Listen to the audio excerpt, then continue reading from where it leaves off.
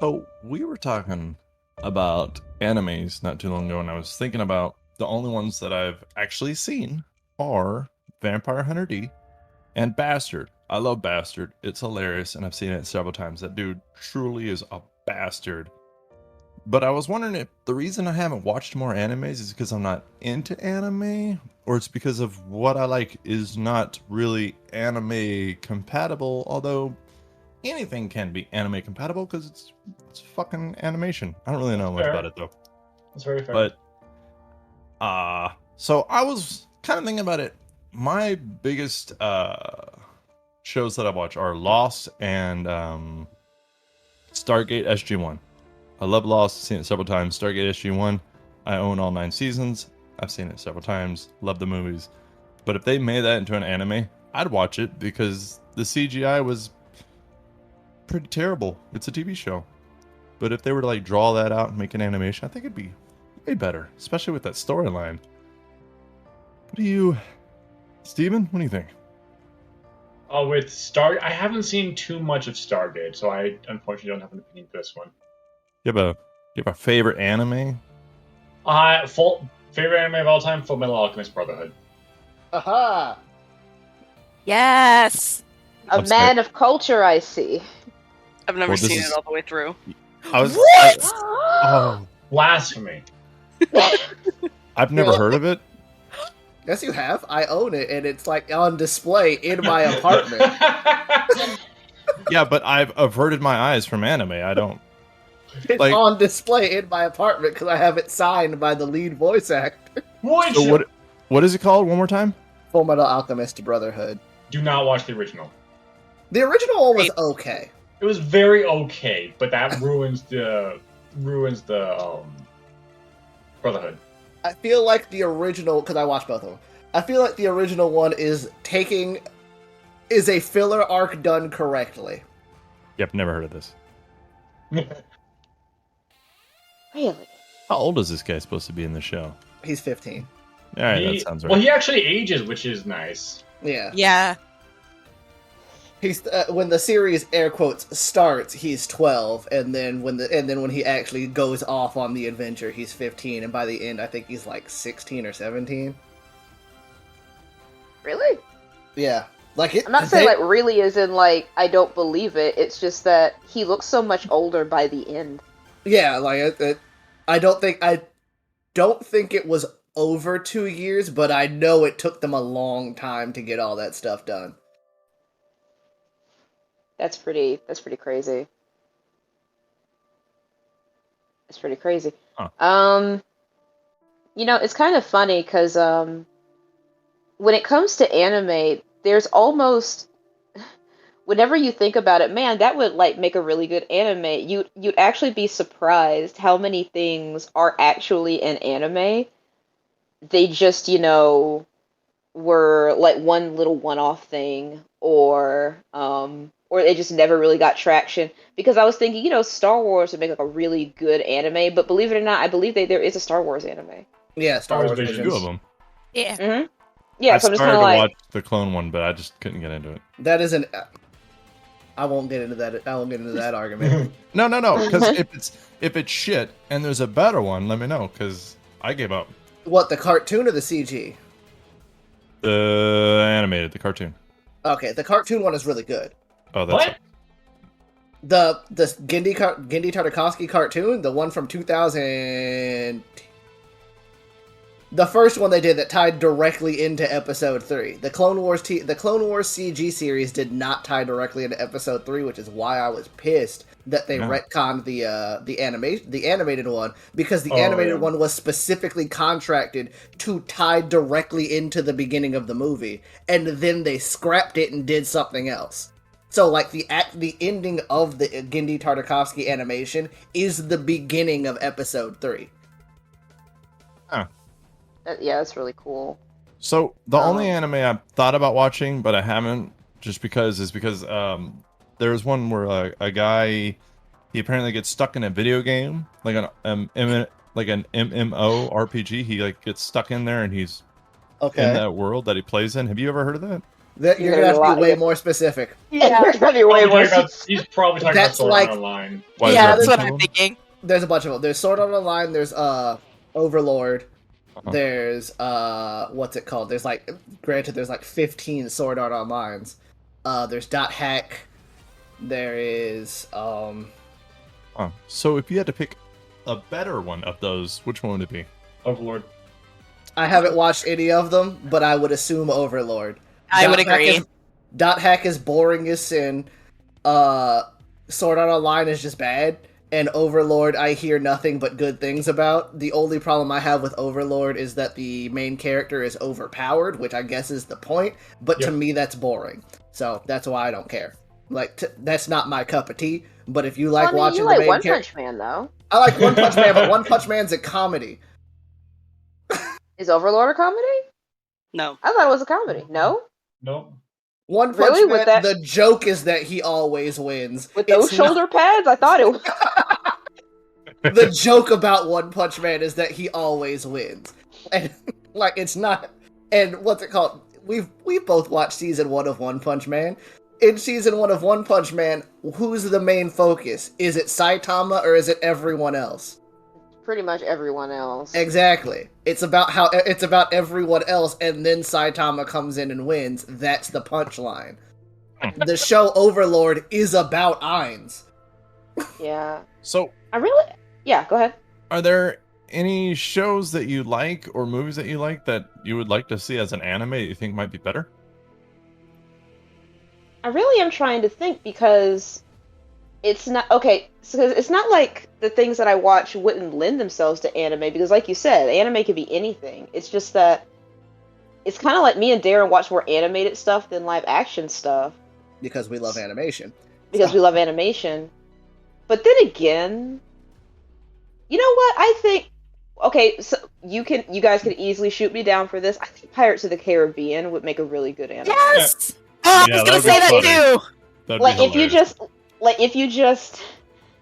if you took like all of like, you know, like just go with it, just run with it. Essentially, like, you know, don't make it grounded, don't make it down to earth. Like just really have fun with it, like how anime likes to do. I think it'd make a really fun anime, Pirates of the Caribbean. Here's one Glad somebody else is on the same page. Predators. Like, there's a lot of history and world building with Predators that they haven't really done. I mean, they have in the comics, but I would like to see it brought to life in anime. I think it would do so. And this is almost a shameless plug. I have been working on like an entire essay about why American culture in general hates animation because we treat it like it's only for children. But animation, you can do virtually anything in animation. Predators would be amazing in animation. It really but nobody would be wants awesome to see it because then they're not real. I'm like, it's not real in the first place. Who fucking cares? Ooh, Yeah, could you imagine like a Genndy Tartakovsky anime? Like anime with like Predator, that would be freaking amazing. Especially if you don't know who Genndy Tartakovsky is, he's the guy who did Samurai Jack. Thank you. Yeah. Yeah, he's the guy who did Samurai Jack. Ooh, me and Darren were talking Legend of Zelda. Yes. Anime? Would make it amazing anime. They haven't done that? I No. just assumed. No! Nintendo does not like so in the late 80s and early 90s, Nintendo loaned out their properties and it did not go well. That's where you got like all of the See Zelda CDI. Yeah, see Zelda CDI. It was terrible. Super Mario Brothers movie. Yeah, the Super Mario Brothers movie. That's when Nintendo was letting Hollywood and like letting different third-party companies buy the rights to distribute their stuff, like how other animes do. And when they found out what they did, they stopped doing it. So Nintendo is very stingy with their properties now. Huh. Yeah. Okay, I'm gonna agree with you. Zelda should be a fucking animated series. Like, there's a live action Attack on Titan movie that I would love to see animated. You mean Attack on Titan? I almost died a little inside. I'm a little confused. Like, what? Attack on Titan's an anime? Yes. Indeed, it is. Japan It's really has funny. Go ahead. No, oh crap, well I lost it. Never mind, go ahead. I apologize. I was gonna say Japan has a very long track record of making live action adaptations of their anime. Like, Japan does it more than America does. Yeah, but Japan puts more effort into it. They do. They just don't have the budget we do. So, like, it always looks bad. No matter what they do, no matter how much effort they put into it, 90% of the time it doesn't look very good. Because they don't have the big budget. I'm going to disagree on that. The first live-action Death Note was really good. Okay. I like the second one better, but I agree. I didn't see the second one, but I remember the first one being really good. What's it called? I did watch the second one. The live-action Rurouni Kenshin movie looked good when I watched it. But, I mean, to be fair, Rurouni Kenshin is a historical fiction, so there's not too much flashy stuff going on. Mm-hmm. Apparently, the live-action Bleach movie was pretty good. I didn't watch it. I love Bleach. I have not watched the live-action movie. But apparently, there was a second Death Note. The I'm looking it up right now. There are 3 movies, like 3 live-action movies. I saw the first one. I liked it. But yeah, there's 3 live-action Japanese movies, and then Netflix did one. And my problem with the Netflix one, I'm like, all you had to do was not make them light. Say some other guy got a hold of the Death Note, and nobody would have the same problems. I think as a standalone movie, it's a good movie. The Netflix one. As a Death Note movie, nothing. Yeah, that's what I was saying. Like, if you had just made it, like, you could still make it Death Note. Just say that that Ryuk gave the notebook to someone else. He did it again. Who cares? Like, people would probably care, but as long as that's not Light and that's not L, nobody would have the same problems. Yeah, that's considering like Misa in the show was a completely different person. Like, yes, a completely different person. Like L, Light, Misa, they were all completely different people. Just changed their names. I mean, it took place in Washington. Just say it was a different guy. I didn't even watch it. I saw the thing where he first meets Ryuk, where he screams, and I was like, I'm not watching this. I can't do that. William Dafoe was in it. I had to do it. Yeah, Willem Dafoe. I remember people saying that, like, it was, some people are like, that was a waste of a good Willem Dafoe, and other people are like, yes, that was probably the best casting choice. For he made that movie decent. Passable. I hadn't seen it. Passable.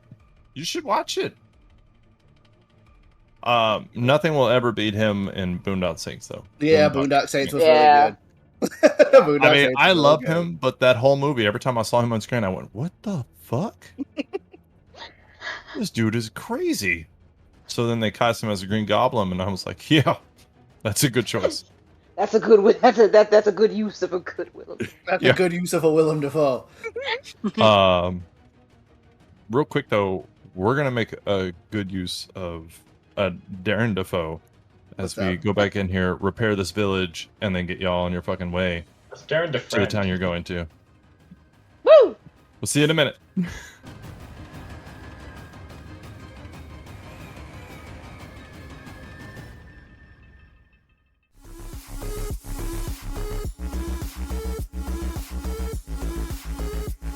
This is Brittany, and you're listening to the Dungeon Speak podcast.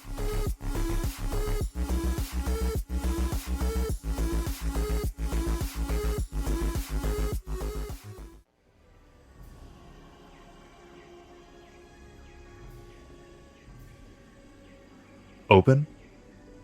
The physician, Dr. Pressler, examined Laurel's open mouth and huffed.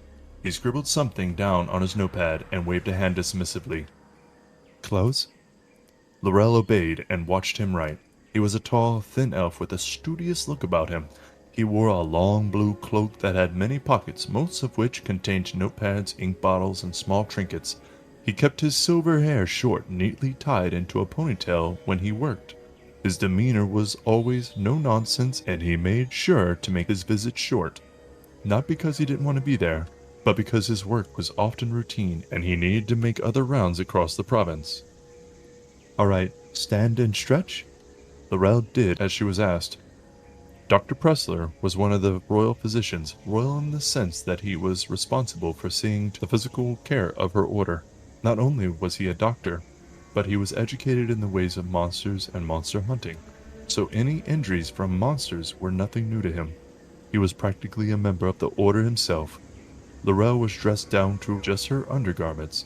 Her lean yet muscular form was marred by several scars along her back and upper arms, and freckles dotted over her shoulder and down her back. As he examined, he spoke casually. Any aches or pains? No. Fever? Sneezing? Coughing? Tingling sensations? Any strange marks? Strange parasites of any sorts? No. Increased appetite, increased aggression, fatigue, and you have been saying that you have been chasing some mysterious beast across the countryside? Yes. Yes, sir. It's been a week and a half. No fresh scars or bite marks? Pressler began to comb her over for fresh marks. He took a silver coin from his pocket and pressed it against her skin. He looked at her intently. Laurel stared at it uncomfortably, but didn't react. He removed the coin and looked, but nothing was there. He shrugged and wrote down something else. No leads? Nothing to go by. Would you say that the symptoms started when this problem came up? Well, I mean, not immediately, no. Pressler kept writing and paused to think, then spoke. Milady, if I may, would you say that you might be stressed? Yes, I am, but I don't feel right. No matter how much I eat, I never seem to get full, or, I mean, I do feel full, but I need to eat a lot, and no matter how much I sleep, Milady, I know it seems odd now, but I've seen stress do things to soldiers. Strange things. Laurel's face turned into an annoyed frown. Unsatisfied with the conversation, Pressler sighed. If you really are worried, is there anything else strange that might have happened from the beast to now? Laurel paused and thought. The memory flashed, the hag, the darkness, the nightmares. Something in her wanted to speak, but a chill ran through her blood and her heart raced. It was as if her words refused to come out. No. Pressler looked skeptical and placed his clipboard under his arms. He sighed and looked sympathetic. Milady, maybe you should go to the temple and take a mental break. I give you a physical, clean bill of health. But the monster... I'll send for increased patrols. I prescribe 3 days of mental rest. But... 3 days. If anything else occurs, send for me or come to my villa. You know where to find me. Laurel's mouth twitched. She wanted to protest. She didn't need rest. She needed to protect these people and get rid of this thing. But she knew better than to argue with the doctor. She sighed as she got dressed. Maybe the doctor was right. A trip to the temple might do her some good.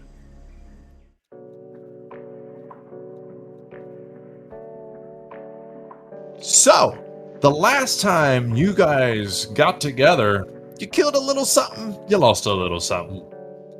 You guys killed a night hag, and night hags are fucking dangerous. But luckily, you were able to go to it instead of it coming to you. Anybody who has played a night hag like a DM, or anybody who's fought a night hag, knows that if the night hag comes to you, you're probably gonna die. They're fucking tough as shit.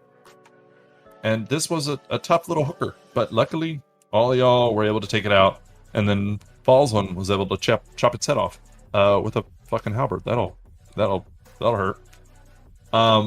But unfortunately, what will Falzman do next?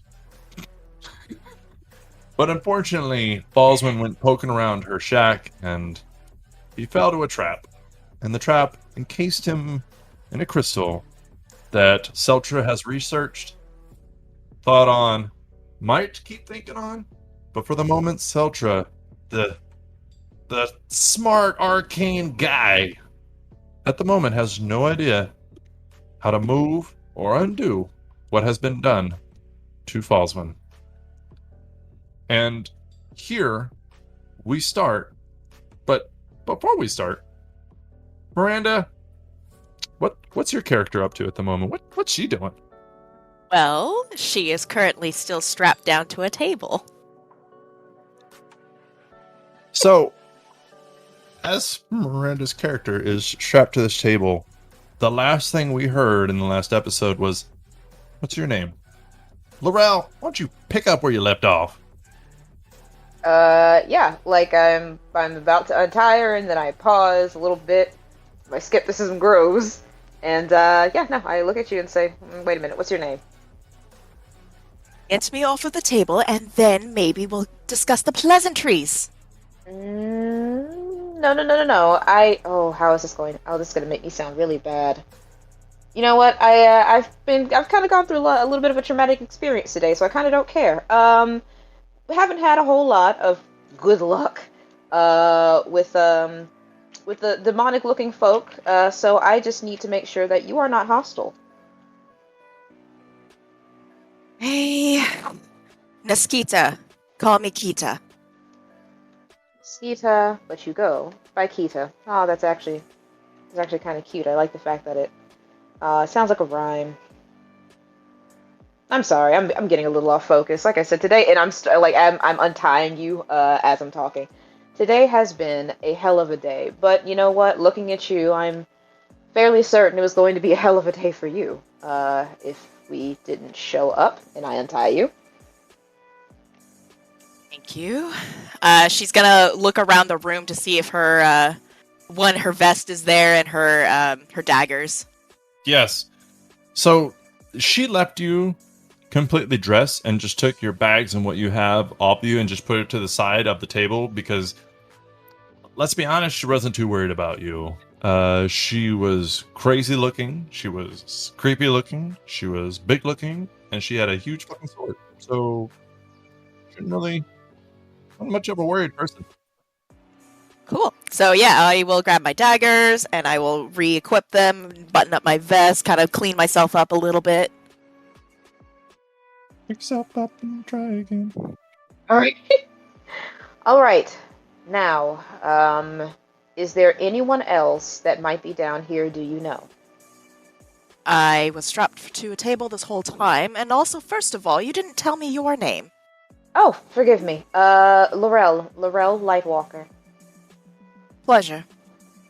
And this is, well, I don't want to be rude, and I gesture over to,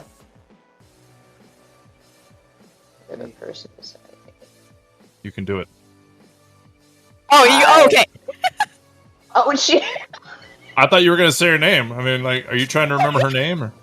Believe it or not, I know it starts with an A, but for whatever reason... What? It doesn't start with an A, it starts with an R! It does. It's Razmi! Brittany! Oh, Razmi! Thank you. Look, man, I am terrible with names, and if I don't have it, like, right there in front of my face, I'm like... I have a wheel of death, and I'm like, this oh no. Fictional person came to guard you in this fictional place that we have made up together. I can't believe you would forget her. I'm awful. Just because she's not real doesn't mean she doesn't have feelings. I could have sworn it was an A. Yeah, see, I'm awful with names. I'm terrible with names. You cannot trust me with names. Laurel has a very high charisma, I swear. Brittany. No. So yeah, Razmi looks at. Say your name one more time. Naskita? Oh, okay. Naskita, yeah. Naskita. All right. So Razmi looks at Naskita, and she kind of has like a hyper kind of personality about her as she's looking you up and down. She's like, "Oh, hello. I've never met one of you before. Well, I mean, I have, but not quite like you. Like, there's another one, but she's purple, and she's kind of looking you up and down. Where are you from?" I am from... Wait, no. You back away, please. She backs away. She's like, well, I mean, she did say please. She does bring up a very poignant question. Where are you from? I would like to tell you, but you are complete strangers. You know what? I won't argue with that. Well, if there's possibly no one here, I'm going to check it out just a little bit more. That's a small room she was kept in. Okay, all right. So I just want to make sure that, like, you know, I do a thorough sweep, that I don't accidentally forget anybody. But if I realize that, like, it's all clear, we'll start making our way back up out of this gross basement. And yeah, no, I'll just mention that, like, we're new to this area, so just curious as to, where people are from. Did you happen to live with these people? Live with them? No. Oh, so you were just passing through? More or less, I fell into the witch's trap. And it happens. So, climbing the ladder, making our way out. And as I make my way out, I will say to the rest of the group that, all right, there was one more person. We were able to free her, and this is Naskita. But she goes by Kita. And these are my companions, as I gesture to them, including the giant Ballswin popsicle. Well, that's new. Oh, hey, how are you? My name is Seltra. Who is this person? This is I just said that, Seltra. Did you? I wasn't paying attention. This is Naskita, but she goes by Kita. Oh, hello, Kita. Hi. An older gentleman steps forward. Hey, I'm Henry. Yes, we've been over this before. You're still me. And I'm tired, and I'm hungry, and I want a good drink. Oh, ask the gray one for Barry. The gray... You? Yeah. This one. This Seltra, right? Yes. Would you like a berry? I have, and I pull out a berry from the bag of berries. Fine, I guess it's better than nothing. It does fill you up for 8 hours. Oh, good. What? It's food. Don't be sassy. Got a new sassy person. I don't think we have a sassy person yet. Really fill out the team dynamic. Oh, Yar, team, what are you called? Team yeah, good I name. did it. Team good. No, that's not Team what we're good called. name. No, that's not what we're called. I didn't realize. Is that a thing here? You're the Kingsmen. The king. Nope. Did not say that was me. Can't do that. That's copyrighted. Yeah, exactly. Yeah, well, I mean, we don't serve a monarch. Well, no, we don't serve a monarch. We don't have a king where I'm from. I used to. What's a monarch? Look at Mavari. Like, he's okay. We have a lot of questions. It's like a dude that's in charge, as far as I know. Oh, okay. Wait, hold on. You don't know what a monarchy is? I don't know what a lot of things are. She's like an open book full of blank pages. She's gonna approach Mavari. Where are you from? Ooh, can I answer this? I don't know. Interesting. My name's Mavari. Can we be friends? You know what? Let's be best friends. Why don't I like this? And when you see Naskita, she's gonna have a big smile, and she's got like classic anime shark teeth. I start to get suspicious too, but I don't say anything. Is that a condition? Do you have shark teeth too, Mavari? And Seltra pulls out a notebook. I haven't really been Mavari smiles, but she doesn't have like shark teeth, but she does have fangs like a cat would. Seltra writes this down. Apparently, they have sharp teeth. I didn't really want to look at your mouth. That's kind of creepy. So I guess since she did it, I could ask the question. I wasn't trying to be invasive. But now, and then no, I'm kidding. Dentist tools pop out of his finger. Yeah. Yeah, Mavari doesn't know, much. Or it doesn't seem like she doesn't remember much. I know that was a mean way to say it. She couldn't tell me what fear was. And that is an emotion that I assume tieflings is what they're called, right?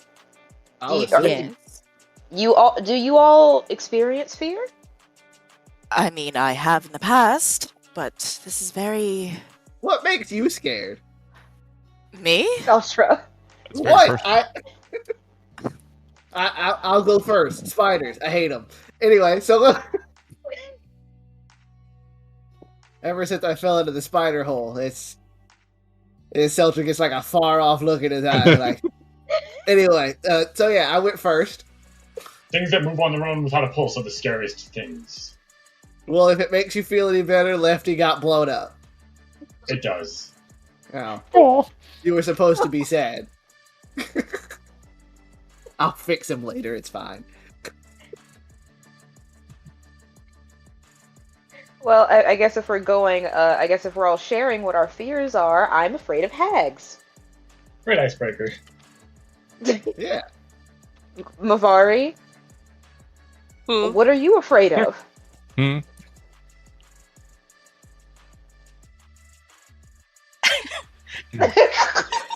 She's sitting there, and she's in, like, very deep thought. If smoke could blow out of her ears, it would. Okay, we'll come back to Mavari. And we'll talk about what Mavari is afraid of later, because she looks like she might hurt herself. Indeed. Well, not indeed as in, like, I knew that was going to happen. I assume that maybe talking about our fears would maybe jog a memory to poor Mavari, but it seems that I've made it worse. I apologize. Alright, so everyone is freed, everyone is safe, everyone is okay, as I side glance over to Fallswind. He's going to be stuck here for a while. I'll see if I can figure something out about that later. But he doesn't seem to be hurt. So, that's good. Is he not going to suffocate in there? I mean, he's frozen, like, in stasis. Do you know what that is? I absolutely do not. Okay. So, like, stasis is where you are in a state of suspended animation. Do I have to explain that to you too? I'm not trying to be rude. I'm just trying to figure out how much I have to explain. I'm going to ask this, and you can. Is he frozen in time? Yeah, you know what? That works. Oh, okay. I understand that completely. Well, if that's the case, then good. In a sense, we still have to figure out a way to get him out, but we certainly can't just leave him here. Dead. Oh, we can't move him. He's stuck. What do you mean here. we can't move him? Oh. He's stuck here. So. Did you try to move him? Yes. And then I look up and down at Seltra. Did you try to move him? Me specifically? Yes. Yes. Excellent. Well, and I'm gonna crack my knuckles, and then I'm gonna try to give it a push. Yeah. Don't touch it. What? Don't touch it. Chris hit it with that hammer last session. Yeah, but I physically touched it, so like we were. Let's just not touch it. It's probably safer if we just leave it alone and mark this place down, and when I figure it out, we come back to it. Damn it, Darren almost had a phone moment. That's what Seltra's here for, to be smart and tell people not to touch things, and then he touches them. Boo. Okay, well, I feel bad just leaving him here, though. There's not really much we can do. I mean, I don't like it either, but we can't do anything. I mean, if you touch it, you might get frozen. That's true. The hag is gone too, so... I guess that if we can't touch it to move it, then I guess that's... We'll have to figure out a way to fix him. And when we do, we'll come back and free him. That's the best we can do. Yeah. I look disappointedly at the crystal and at Fallswind. Oh, well, at least he's not dead. Is he like sleeping? In a way. I don't like the way you said that, Seltra. I mean, he's not conscious, if that makes you feel any better. Okay, that kind of makes me feel better. Did anybody try hitting it? Yes. Don't. I thought I made his point of it. Oh. Sorry. Okay then. Well, I guess we'll just have to. We'll come back to this. So, for now, we need to worry about the people who are not stuck in crystal or suspended in time. So, let us all away back to town, and hopefully escort these fine people back to town, where I can rebuild LFD. Yes, most definitely. I miss LFD. He got blown up from a psychic pulse to the brain. Yeah, that really did suck. Oh, shoot! The head! Did we just leave it out there? No, we brought it with us. Did we? Well, somebody did. No! Somebody, I think we did leave it on the... we had it... It's on a piece of LFD's body that one of us was carrying. It was not me. Definitely. Right. Okay, excellent. Was carrying it? Hopefully not. No. Hopefully not. Excellent. Then we will bring the head back as proof that we were able to slay the hag. And oh wow, we're not going to get paid for this. It doesn't matter. We have money. It doesn't matter. Sorry, it's just customary. We have money. It's fine. It's customary. I'm not going to ask these poor people for money. I'm just saying. This is going to be weird. This is a very weird emotional day for me. This is not true. So the farmer clears his throat because, they're all right there. Mm-hmm. Well, I mean, like 90% of our town is actually, they're gone. So, if y'all want money, food, or anything else, I mean, we have it to share. I mean, not for like a long time, because, shit goes bad, goes out of date. We watch our expiration dates real quick. So what? So what you're saying? Got it. Okay, so you do have food at least. Oh yeah, we're a lot of farmers. I mean, we were. Shit. Well, yes. What about game? Oh well, we have tic-tac-toe. We have pinochle. No. What's pinochle? No, what I mean is game, deer, boar, squirrels. Oh. Are you new around here? Yes. Yes, actually. Oh, I felt like I ain't never seen you or anything that looks like you before. So when those devil creature things came through, they killed everything, like animals and people and everything. Sometimes you see a bird, but then you don't see it again, because they killed it. They fly. It's cheating. I wouldn't really call it cheating. I'd say they're very lucky. Right. I know. Sons of bitches. Yeah, right. Okay, excellent. Good to know. Then let's go ahead. Let's head on back. And we'll figure all this out when we get back, I guess. Yay. Let's go. All right. See you guys. Oh. Real quickly, does somebody mind explaining to me what exactly it is you guys are doing? Quest. Making friends.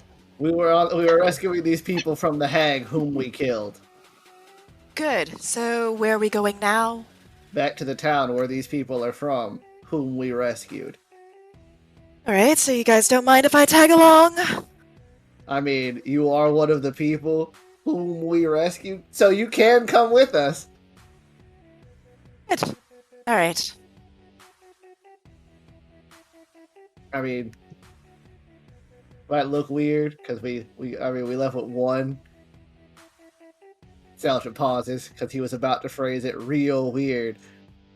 Horned person. There we go. And now we're coming back with, does Kita have horns? No. Okay.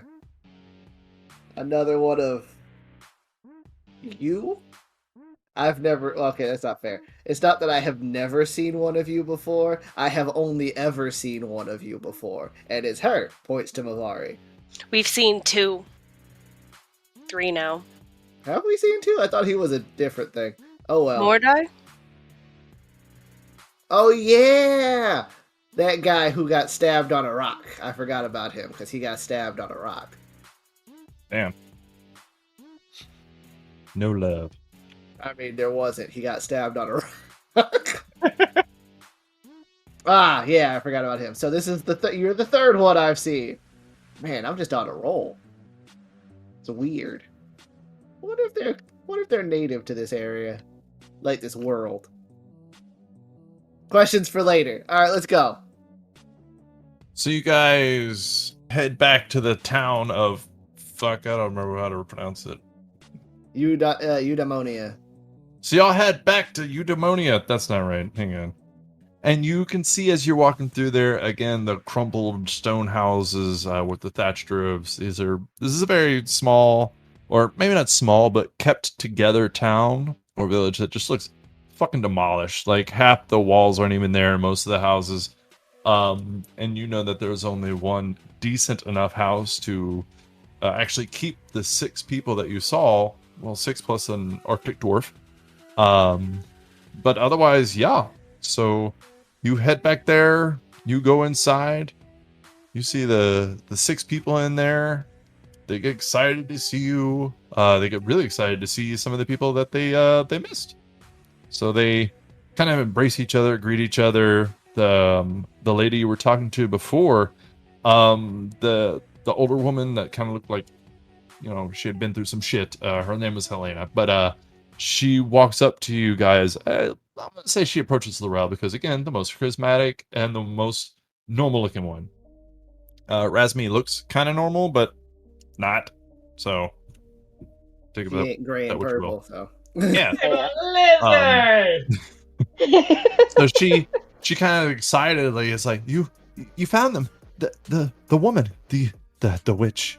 She and she kind of lowers her voice. Oh, okay, we're just doing that. Okay. Was I supposed to not say that out loud? No, it's fine. I wasn't sure, but no, we're happy now. But she, standing approach to Laurel, is excitedly talking to you guys and thanking you for bringing her people back and invites you in for dinner. And then she sees motherfucker Niskita. Stop it. She says oh, I don't know you. Are you with them? And you can oh shit, let me do this real quick. Niskita sees a younger male with very long wavy gray hair and brown eyes. He has very tender looking skin. He's about 5'1", roundish face. The person talking to Laurel, she's an older woman. She does look, you can see calluses all over her. She looks like she has worked outside. She has long curled auburn hair and brown eyes. And she has kind of red skin, but she is built a little bit. But she's also short at 5'3". There's also another woman that is very younger. Like, she looks like maybe she just came into adulthood. And she has long, straight black hair with brown eyes. But she has very fine skin and does look like she does not really go outside much. She's got a little bit of a slim thick going on. There's another woman who looks about midway through her career. She has long curled auburn hair that's shaved on the left side with blue eyes, and she has reddish skin. Looks like she tans a lot. She's 5'5", and she has a one cross eye. There's a gentleman who is younger. He looks out of place here. While they're all wearing kind of robish attire, he is wearing like an actual tunic with leather around it, and he looks out of place here. You can tell he looks very athletic. He has cropped blonde hair with green eyes and white skin, very pale, despite the fact that he's very athletic. About 5'2". And then, lastly, there's an older gentleman who looks a little worse for the wear. He has very long, curled brown hair, brown eyes, also really good skin, and he's about 5'7", with an average build. Oh, and then there's also a dwarf who is now walking around thanks to Laurel, and he looks like a fucking dwarf because I didn't load him up. Okay, he's a little fella. He is 4'6". He looks very old though. He's got tattoos like tribal symbols on his face, with a receding hairline with white hair that goes back. He's wearing leather armor with bits of metal on it, and fur coming out from the armor itself, and he has a white beard that hangs down to about his belly button. But they all wave, and like I said, the older woman, she greets you, Niskita, and says, "Are you with them?" For now? Yes, for now, I'm with them. Oh, are you a mercenary? Yes, I am actually. How did you tell? Well, we've had to hire them before, bandits and robbers. Really? Well, my line of work is a bit more of the assassination kind. Interesting. You have a tail. I do. And with the tail, I kind of reach down to my thigh and grab my dagger and like kind of fling the dagger around with the tail. She kind of backs up, like, so do you guys want dinner? Or do you need to go? If you need to go, I understand. Well, we have no. Well, I get that's not true. We do have somewhere to go, but I mean, we could also use a break. I mean, I have some things I need to repair, and I can help you fix up part of your town. Yeah, it's about 3 in the afternoon. It doesn't take you too long to get back. 2 to 3. She says, "Well, I'd appreciate it. Anything you could do. Repair. We have a blacksmith's shack. It's not much anymore, and most everything is ruined in there except for the metal bits. But I believe most of his tools are still intact. Well, you know, the metal ones, anyways. And I think there might be some horseshoes that, well, all the horses are dead, so can't really use those. But if you wanted, you could take a stick outside and maybe, I don't know, throw them, maybe entertain yourselves with something. I'm not sure." All metal is good metal. She goes, "Where are you headed?" Delphi. Huh. Oh, you're religious. That's good. Not really, but we were told to go there by a. We were told to go there. So, do you have a boat? Or are you gonna? What mean you this boat? No, Seltra does know what a boat is. Do we need a boat? Well, I mean, there's quite a large body of water north of these mountains, so yes. Oh boy, another building project. We weren't told that. Well, I mean, Karist. Yes. You said that you were the smith to the High King. Indeed. Then look off that- the distance with pride. That is excellent. That means that you and Seltra can work on a building project. I am the one that makes the materials. I am not no carpenter. I could probably figure it out. Also, my hammer is on fire, so wood is not ideal. I must admit, I have only been on boats. I have never sailed. I have no idea how to build a boat. So to ask if a boat could be made of metal, is that a stupid question? No. Oh, indeed it could. Okay. So then the both of you could maybe figure out? Easier to find it's probably easier to build a boat out of wood. We can build a boat out of metal, but that one might be a little tougher. I don't know if we have enough metal to build a boat out of.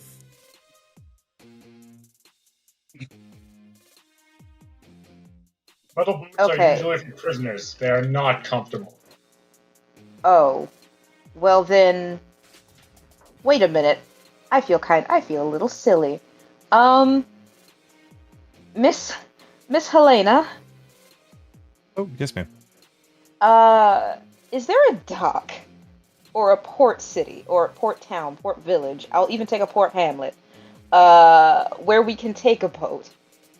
Or have the demons gone that far too? Well, I don't know. I haven't gone. North of here is a town on the coast area called Verosha. You could take a boat from there. They have lots of boats. It's a really large town. It's more of a city. Sorry, it's a seaside city. See, there we go. No need to build a boat. I don't know why I thought that building the boat was going to be easier than just finding it. It's been a day. Well, I guess I just won't do that then. Oh, you'll have time to build stuff. And you and Karis can collaborate. True.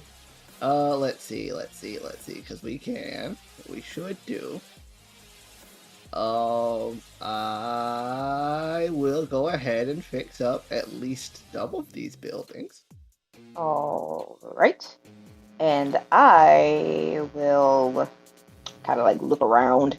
I guess I'll get rid of the head.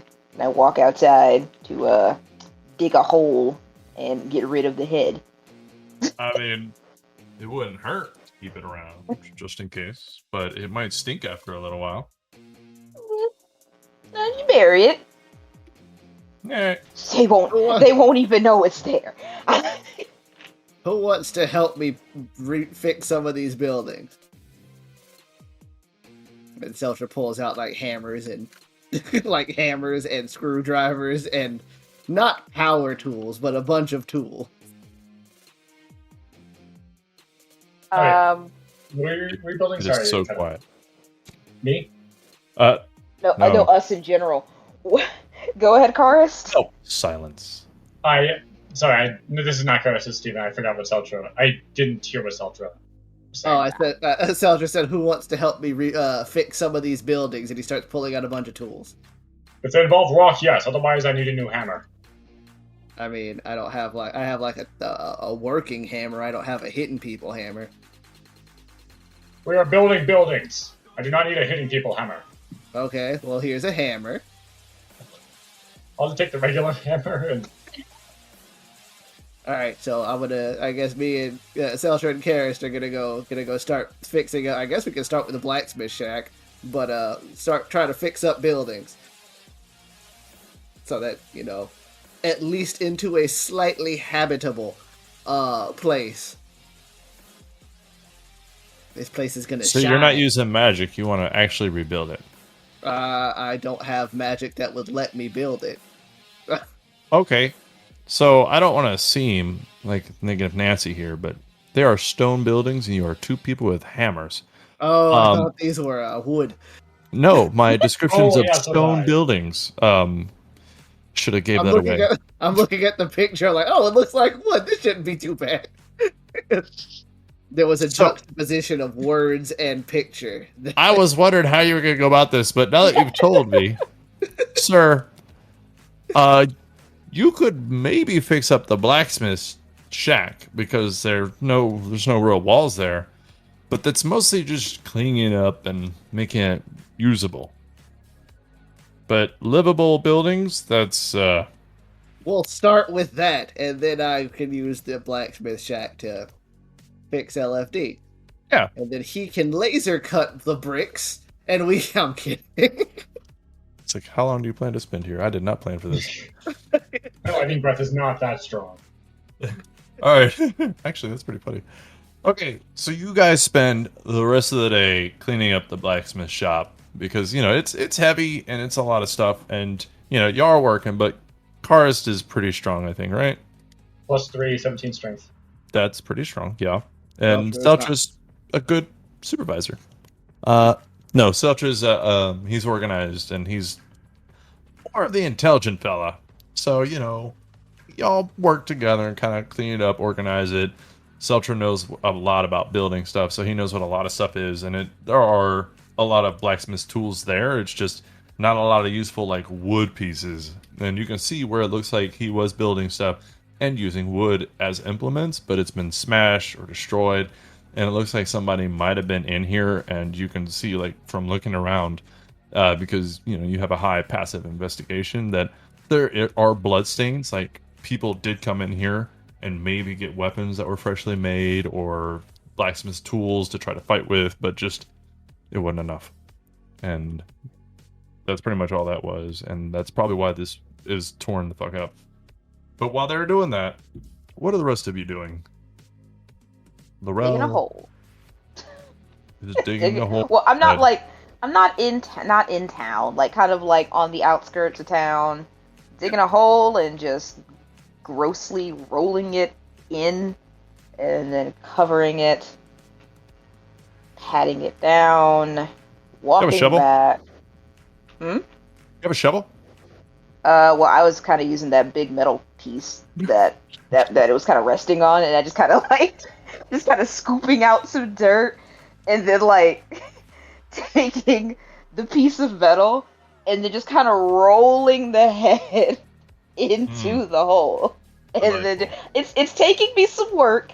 It's taking some time. I'm a little irritated at the whole thing, but I figure I can get it done. Yeah, you got this. Karst, Mavari, and Niskita are in this small house, and it is one bedroom. It's very small. Probably nobody tried to defend themselves in here, and that's why the demons mostly just left it alone, is because, who the fuck would come in here? That'd be stupid. However, you are in there with 13 other people, including the dwarf. So, what are you guys up to? Karst was with me. Oh shit, that's right. I apologize. Mavari and Niskita. Two devil-looking people. Everybody looks severely anxious. Mavari's just staring at him. That doesn't help. How she just observes people, just watching them. Not making the situation any better. Yeah, they're all just kind of staring at y'all quietly and just uncomfortably. Hey, I need to get a drink. Do you want to come? Sure.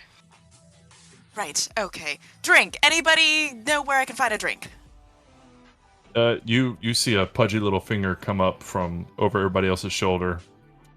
Hey, if you go in the big house there, they have a locker full of liquor. I got in there the first day. He's got a good pick of some good liquor. Get in there and grab me a bottle. Nope, two. Excellent. Will do, little fellow. To the alcohol. Yeah. We gotta head over to the direction he said to go find the alcohol. So, to the northern side of this town, there is actually what looks like a manor, but all the walls are down and knocked down. And you can imagine that if this is the biggest place, it might have been where, like, they refer to in front of Mavari as the magistrate. But this is where he lived and stayed, and he probably fled to here with, I don't know, guards he might have had or anybody. But it looks demolished. Like something really big just rolled right over it and had no problems doing so. But you do eventually make a perception check, because I don't want to give it to you for free. That is going to be... Or investigation, whichever one you want. Oh, yeah, I'm going with perception, because hot diggity damn, that is an awful investigation. Would Mavari like to help? Oh, please, Mavari, are you helping me? Sure. She doesn't know what she's looking for, but she's moving stuff. Okay. Okay. So instead of that 7, that is a 23 with advantage. So Niskita is telling Mabari what to look for. Like it's a bottle. It's glass. It's clear. It's round. It's got a long neck. Well, maybe depending on what you're into. So eventually Mabari just kind of like looks at her and she's like this, and points at like a crushed piece of wood. It looks like it used to be a box or a tall cabinet of some kind, and you can see bottles just strewn about of different kinds of liquor. You're not really sure because of the labels. They're labeled a lot differently than what you're used to, but you know the smell. There's some good whiskey in here. Ooh, you have found the jackpot. And I'm gonna grab as much as I possibly can in my arms and in my tail. And I guess I will head back. Yeah, you're pretty dexterous, so I'm just gonna assume you can carry at least like 6 bottles? 6, 7? I don't know. Sure. Sure, yeah, that sounds good. Mavari grabs a broken one. It's a threat now. She was always a threat. You get to get shanked? Alright, so you head back and you get in there and you, I guess, give the little dwarf a bottle. Give him the 2 that he asked for. He kind of just looks up at you, smiling, and you can see like his face just lights up. Oh, girl, you don't even know. Thank you. Oh, the gods bless you. Or whichever ones, I don't even care. Ew. Don't mention gods, please. Just kind of raises an eyebrow and takes the liquor. I appreciate you, ma'am. You're welcome. Thanks for pointing it out anyways. And I will take the rest of them, and I will sit in a corner, and I will start drinking. Yeah, you will. I get to use this. Hey, I downloaded a long time ago a drunk table. Let's go! Yeah. I gotta find out where I put it. Shit. You know what? Y'all talk about something. All right. Marvel. No, go ahead. I just said Marvel, because last time Todd wanted us to be busy while he walked away, he just bought a Marvel and walked away.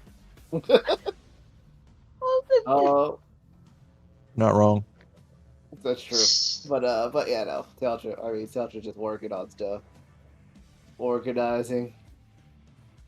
Where, what are you guys working on again? The blacksmiths. Yeah, we're fixing the blacksmith shop so I can, so Seltra, in his mind, can fix LFD, better. Instead of just repurposing his broken parts, he can actually, give him better ones. Yay! I say anyway. Yeah, no, it shouldn't take me that long to bury a head.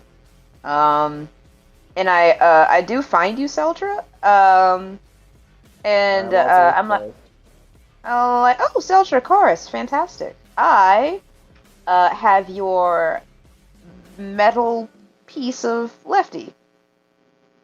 You can just place it over there. It's fine. Okay. Okay. I'm looking for said pit. There's sometimes like a big ring of like molten metal that is used, or like heat. It's used to melt things down so that they don't have to be used again. No, Excellent. Not in that one. Oh, like I'm about to toss it in. Like, oh no, not in that one. I need that. Well, I figured you would want to smelt it down. That's the trash pit. Oh. Well, then, it still has blood on it. Is that a problem? Put it over there in the too clean section. Okay, I look around, awkwardly, there is no obvious too clean section. You just gotta I know. I'm just gonna looking around follow herself his point. Are you sure you don't want me to just throw it in the pit? If you throw it in the pit, then I can't use it again. Okay, alright, fine. I'll say this is the too clean pile. And I just awkwardly prop it up against a random pile of junk. It just slides right down. So, Miranda, just for my fun, can you, as Niskita, after bottle 1, let's see, you brought 6, we'll say 6, you gave 2. You got 4 bottles here. Can you make a Constitution saving throw, please? I sure can. What is it for me? Oh, okay. 3. 6. Ooh. A 6! A 6? I'm gonna let you pick. Do you think whiskey would be considered moderate, strong, very strong, or dangerously strong? With her drinking history, moderate. Moderate, okay. So if you would please roll a 1d4. A 1d4. That I could do. Maybe, if this would cooperate with me. Thank you. A 2. A 2, okay. So until you finish a long rest, you have advantage on charisma skill checks. Oh, let's go! You have disadvantage on intelligence and wisdom skill checks. Oh, that's awesome because I'm dumb as hell already. You have what's called liquid courage. Yes! We'll give it a I little love bit. everything right now. We'll give it a little bit roll for bottle 2. Oh no! I know this could get real fun real quick. Let's get weird. Mavari would drink some. Huh? Mavari would drink some just because she's just an example follower. Ooh, ooh, let's go! So has Does Mavari remember what drinking? I was gonna ask when the last time Mavari drink was, but it would be so long ago. Can you roll a Constitution saving throw, please? Yes. As you're kind of just following along, Niskita, and watching her drink as you take a few drinks. 7. I love Yeah, that. Oh, no. A 7. Can you roll a 1d4 for me, please?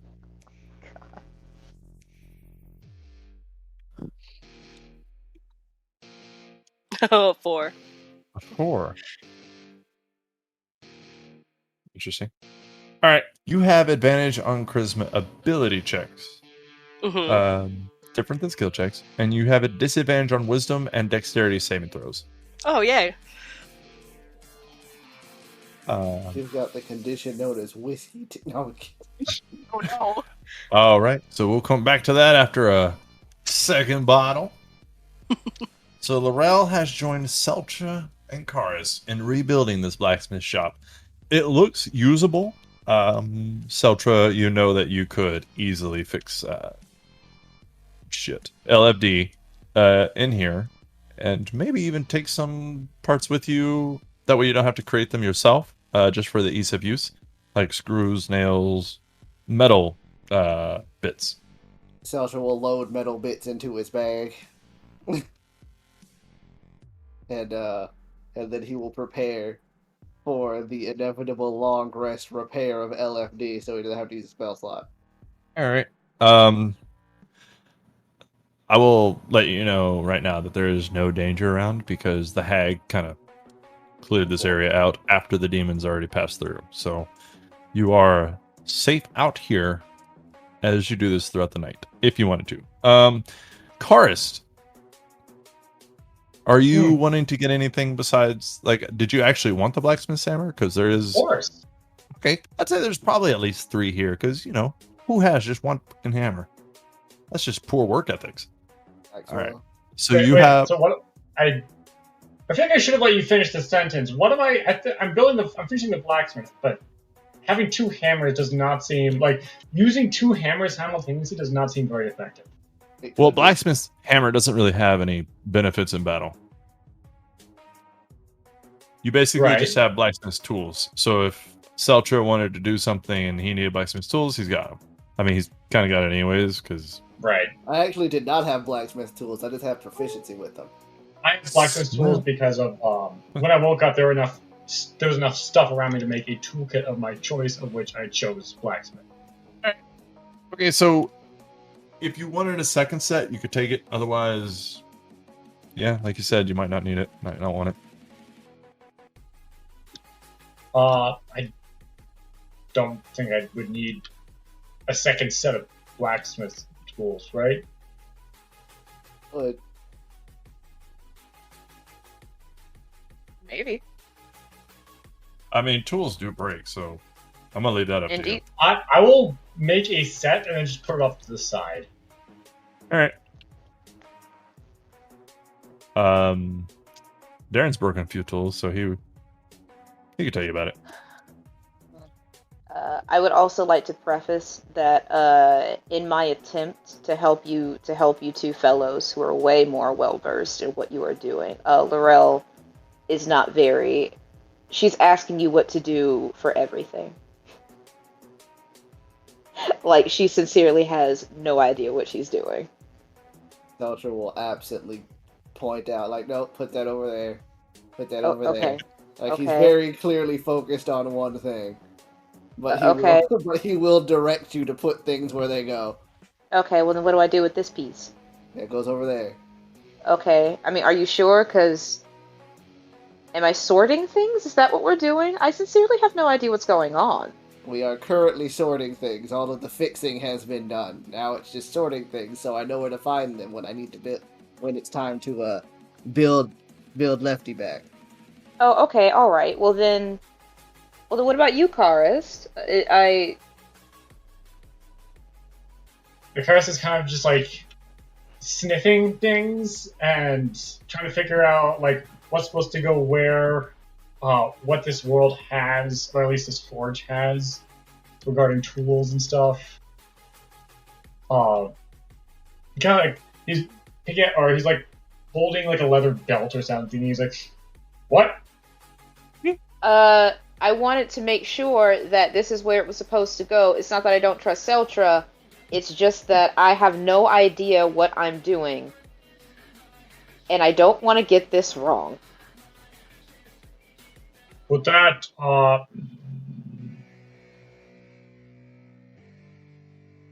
over. Put that on the table over there. Oh. Okay, and I That's walk. what confidence sounds like. I walk to where I assume that is, and I put it down. And you're just like picking up random things and placing them everywhere. Yes, like I said, I have no idea what I'm doing. Just picking up random things, being like, okay, where does this go? Well, Can that was once a part of a rack. Celtra, do you think this is fixable? It's like a broken piece of like metal, like a broken leg of something. I could use it for something else. Fixable is a strong word. But anything can be repurposed. Excellent. You'll start to notice that Celtra's a bit of a hoarder. Right. I'm like, right. Anything can be repurposed. Okay, so I think I'll just set this right here. There's a lot of the framework within a blacksmith shop is usually like it's wooden frames, but then like the tool racks would have like metal framework just since it's heavier. Indeed. Laurel doesn't know anything about anything. This is all new to her. Has she been in a blacksmith shop before? Yes, but only to get things repaired. She doesn't study any of this stuff. She would have dropped off her stuff and like said, okay, I'll pick it up in a couple of days, and would have just left. This is all brand new. All brand new. And she's very confused. All right, so excellent. Are we done sorting? Or is there more stuff to sort? Because none of these piles look organized to me. They're organized in my brain. I am working on one thing at a time.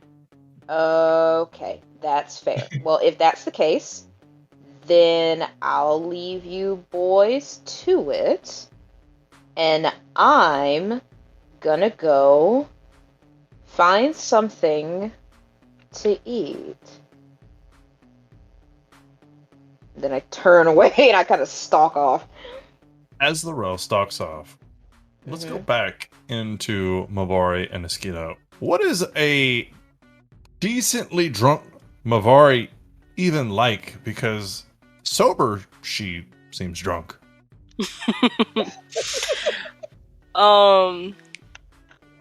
just laughing a lot more at things, and she's trying to explain something to Niskita, but it sounds like gibberish. She's talking about the whole thing that happened before they got there. So imagine Mavari explaining the dungeon to someone. And then there was a spider lady. That's what they called her. She was cool. She was spooky. But I liked her. We were friends. Sounds like you had a crazy time. So Niskita's a chill drunk. She's just like, nah. At least so far. Fair enough.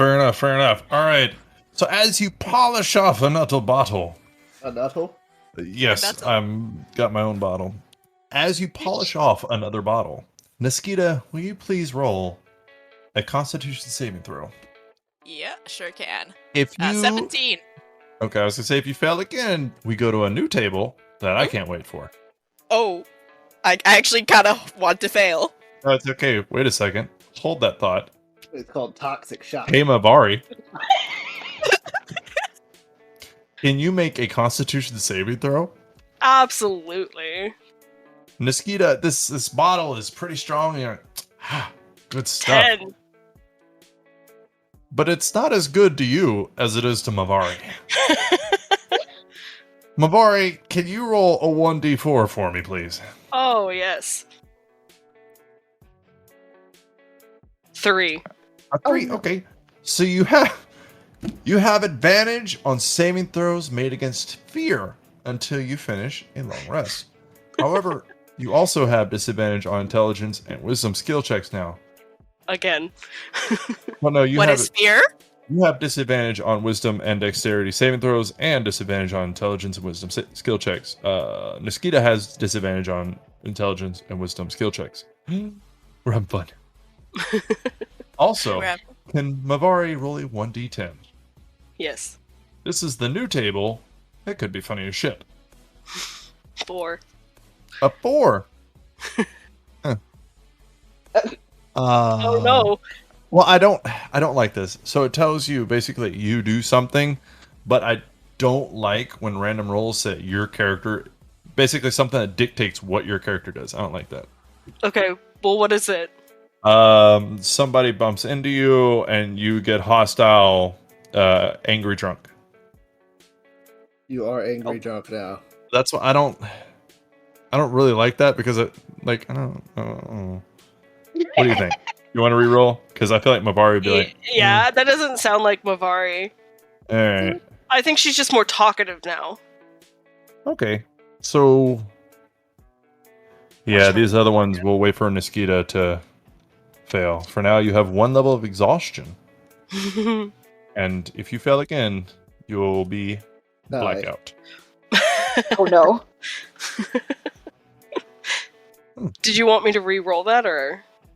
No, we'll just say you have 1 level exhaustion because most of the other ones come with 1 level exhaustion, and then if you fail again, you're gonna be a light.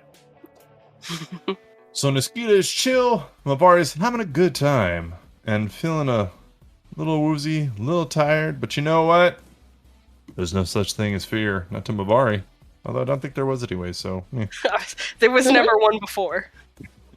Now there's no mechanical fear. All right. So Laurel, you're going off to find food. Mm-hmm. Where the hell do you look for food in a destroyed town? That's a very good question. It's one of those, like, I'm getting kind of hungry. And then I remember they said that they had food. Mm-hmm. So I'm like, well, if they have food somewhere, that means that it has to be somewhere. And I look for, because I know that the house that they are currently in is the one that's standing. The one that looks the most livable. So I'm kind of looking at other houses that are in better condition to see if there's anything in the pantry. Specifically, I'm looking for any kind of protein. Okay. Go ahead and make whatever check you want. Let's do Investigation. Yeah, I was perception? gonna say investigation because I'm actively looking for something. 13. A 13.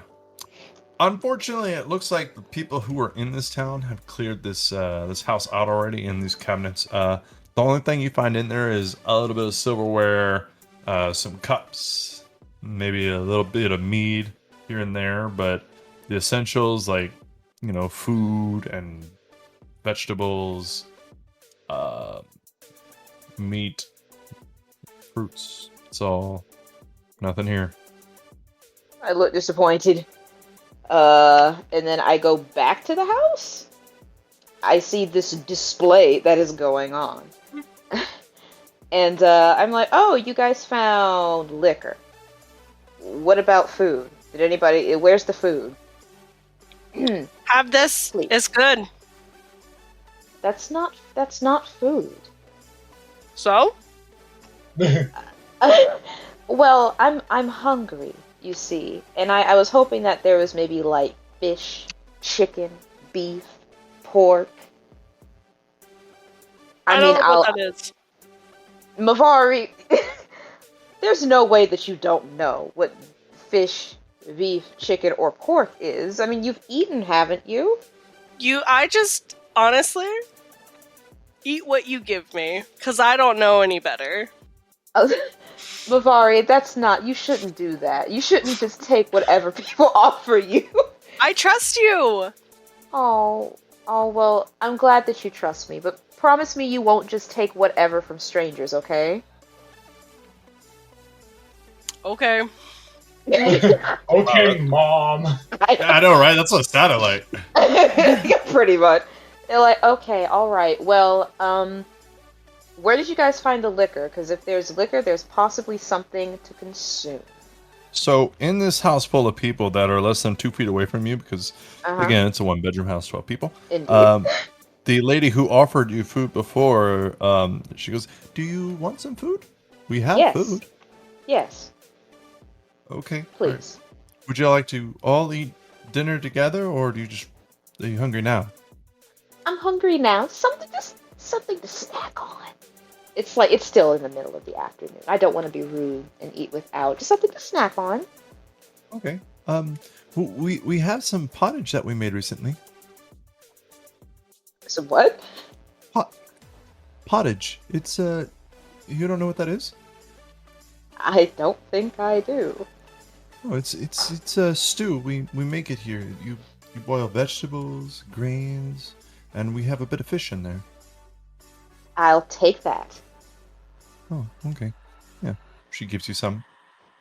You know, just so you Excellent. know, it's the word is actually a root from the Old French. What's a French? I don't know either. I just thought I'd tell you that. That's I don't even know if that's true. really funny. Am I given a utensil of some sort, or am I just gonna just kind of slurp this? It doesn't. They will hand you a utensil, but it is not metal. It is a wooden spoon. Alrighty, excellent. And I begin to eat it, and at first I'm eating it like a normal person, but then I just start to eat it kind of a little faster, and then I sort of tip it back to drink all the broth, sort of lick the the little bit of broth that might be left. That was fantastic.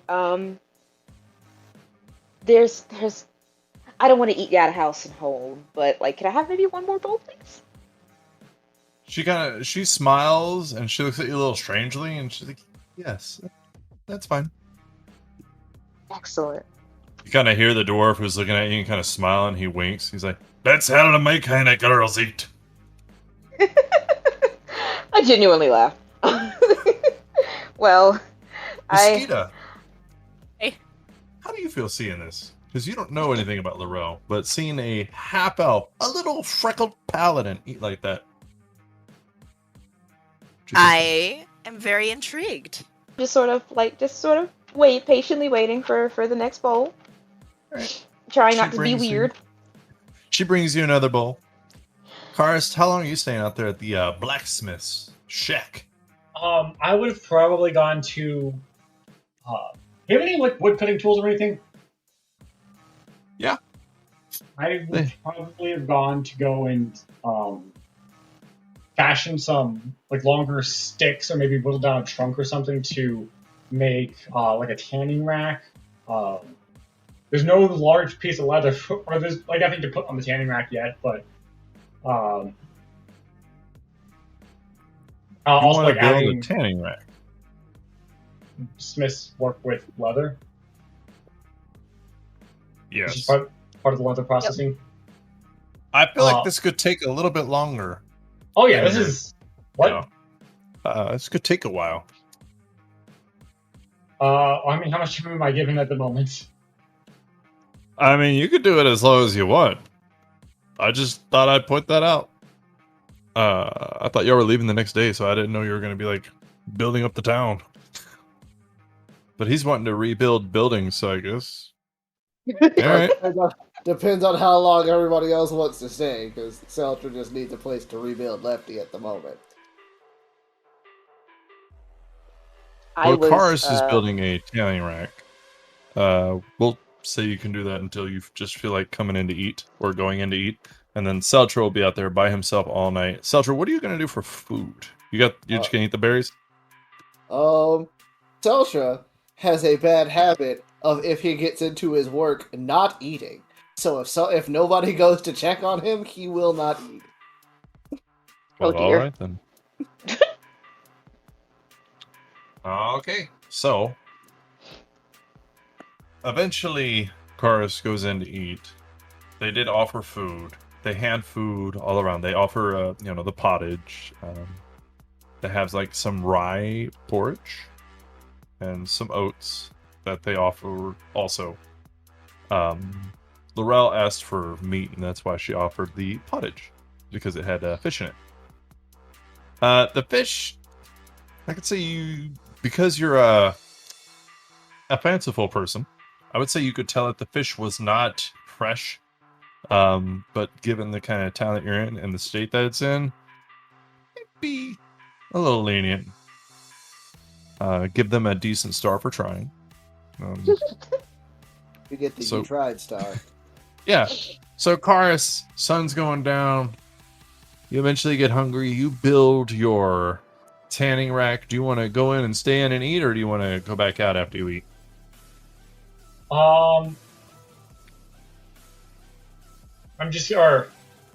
Actually, the next thing I'm going to work on, if I can, is a chair.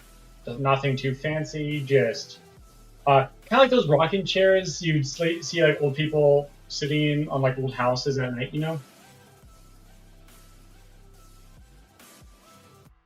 I mean,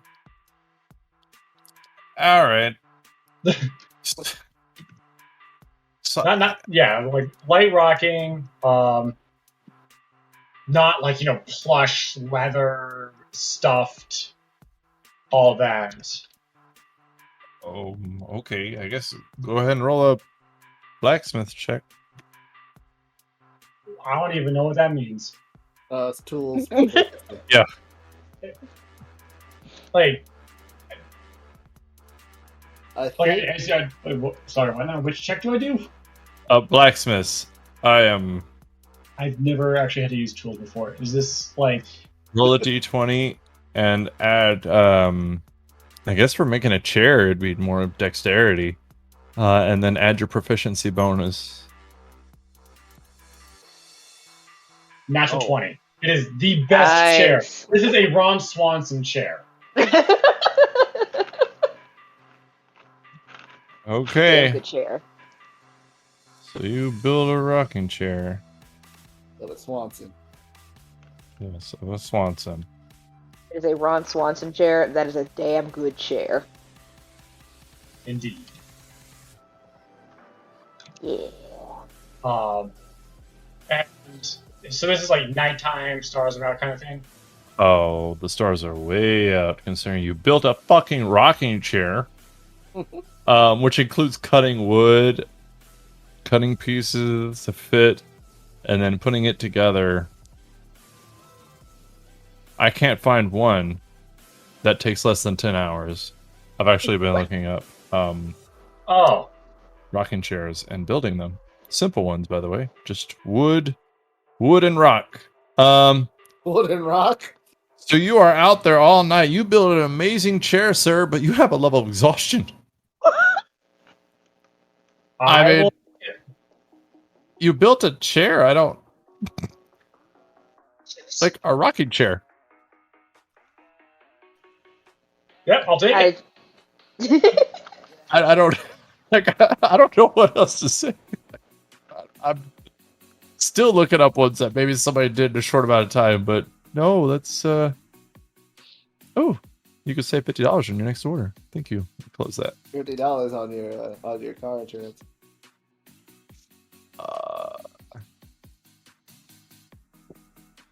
Also, just for the record, walnut, best wood to use. Good to know.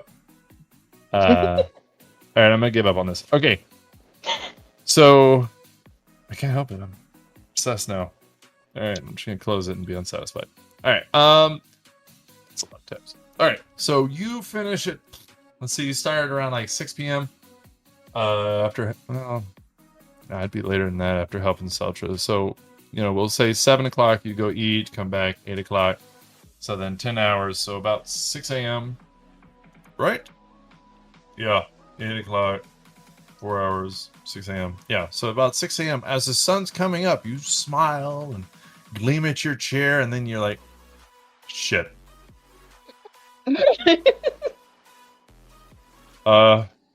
So I mean that happened. Seltra, do you eventually just walk off or you just trance at the blacksmith shop? Yeah, he will pass out on top of his work. All right. Or Karis, if as you're doing that, if you want to add a trait to this chair, like the ability for it to fold up, maybe be tougher, or something like that, think about it and let me know. And I'm gonna go to our drunks real quick. Mavari and Niskita, as you polish off the last of the bottles, Mavari, can you make me an amusing Constitution saving throw, please? Yes. Everybody's doing 11. All right, so an 11. Can you roll another Constitution save throw, please? 9. Jesus. Okay. So you're looking around, you're smiling. Somebody takes a bite, and you just kind of laugh to yourself because you're like, look at the way they. At And you one just kinda- point before she passes out, Mavari uses thaumaturgy to scare the shit out of everyone. Flaming Yes! and changes her eye color like Oh. rapidly. Just unintentionally, just having fun. Give herself a seizure.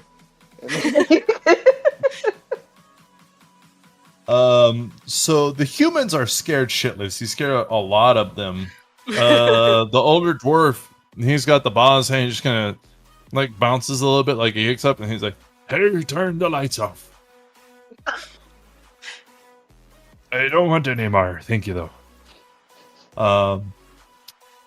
And that's about it. I mean, so with drinking, you gain another level of exhaustion with the fail, but you also lose 2 levels due to hangovers at the end of a long rest. So whenever you wake up, you'll be good to go. Or if somebody uses a greater restoration spell, but that seems useless or bad. Niskita, can you roll a Constitution saving throw? You betcha. These are in case something happens during the night. I got a 4. Oh You yes. guys are really good. Yes! at The not dice passing. wants you to be wasted. Can you I am excited. roll a 1d4 for me, please? A 1d4, sure can. Yes, ma'am. A 1. Okay, you gain 5 temporary hit points. I have no role-playing explanation. It just happens. Um, I am a You- god. there's your explanation. Yep. What is that? What is that called? When you're drinking, you're like, I'm a fucking tank. What is that called? Not even Apple. The grandeur. No. All right. We'll call it drunk strong. Roll another Constitution saving throw, please. 10. 1d10, please. Oh God. Now, Mosquito will fight. Let's do this. A 7. Blah blah blah. Alrighty.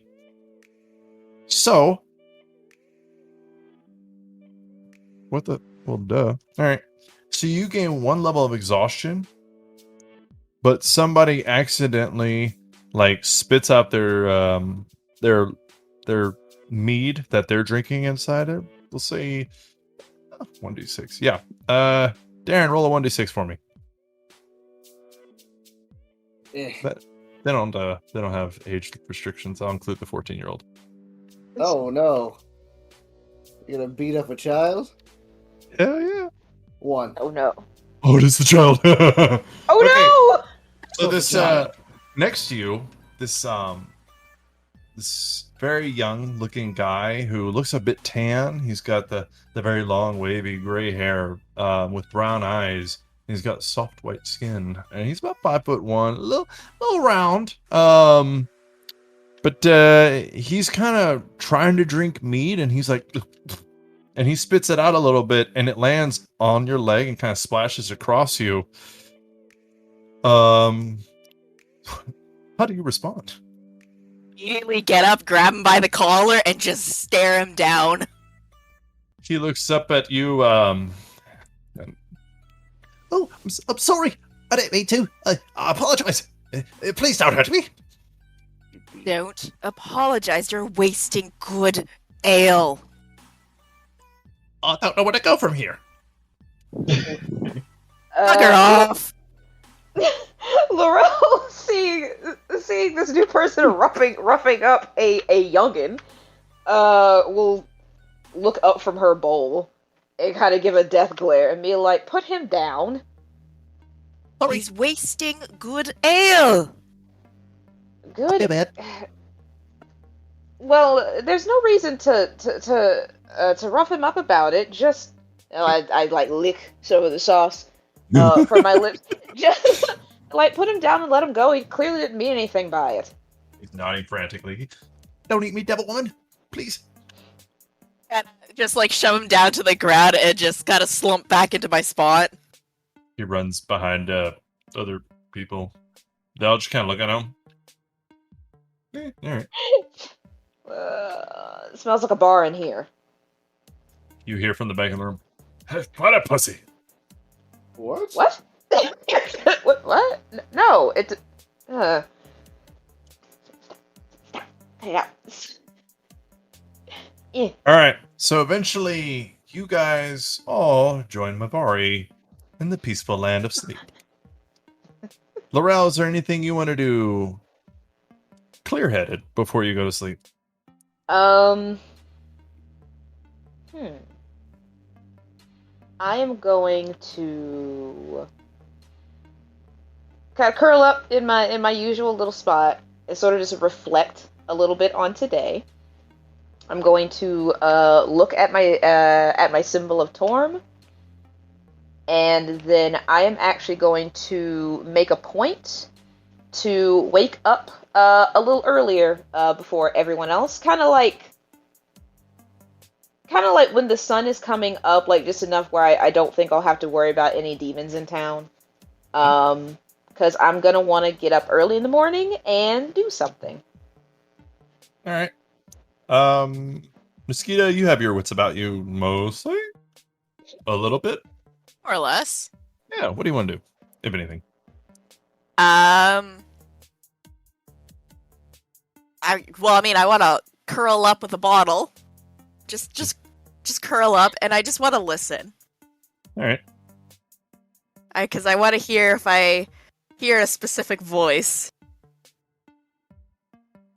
Alrighty. So you curl up and listen to the silence of the room. People may be talking to each other and whispering, and then just everybody quieting down as they slowly all fall asleep. And alrighty. And Laurel, you do wake up early. You wake up about in time to see Karis come wandering in. He looks worse for wear, but he looks in a good mood, which is I odd. am very happy. You Oh, see I'm a bags little under his eyes, but he's smiling. Yeah, I'm a little surprised to see you. Like, oh, Karis, have you been out all night? I'm home. Okay. Are you okay? You look Yes. exhausted. Did you sleep at all? Oh, And I'm Okay. gonna stumble back outside and sit in the chair. oh, where did this come from? Did you? Is this what you've been working on all night? I'm just rocking back and forth, eyes closed. Mm-hmm. Okay. Where's Seltra? No answer. Okay. I go to the blacksmith's area, and just sort of, is there like any windows or anything that I can sort of poke my head, like just sort of It peek is through the an window? open space. There are no walls. It is just a shack. That's I why it see. was still manageable. Right. Okay, so I just kind of look around for Seltra real quick, just to make sure he's Seltra's in okay. there. He's, Yeah, you see him. He is asleep on kind of like somebody who passed out on a desk, except the desk is lefty. You're like, oh, he's got Lefty back up. Okay, that's good. Right. I think I'm alone-ish. So I'm not going to leave town, but I am going to sort of walk someplace where, like, it's good and quiet and no one can really see me. No one can really see me. And then I'm actually going to take off all of my armor and I'm gonna turn into a werewolf. Middle of the day? I mean, it's morning time. It'd be about the time that you got done, so it'd be 6:30, 7. Yep, I'm going to just sort of neatly place my armor behind a building, like once again where nobody can like really find it. I'm still gonna have my symbol wrapped around my wrist. I'm going to take a determined breath, and then I'm going to just go for a nice little run. Just a quick, just like some laps, do some laps around town. Once again, trying to stay out of sight of like the main building so no one loses their mind. But yeah, I'm gonna do some laps,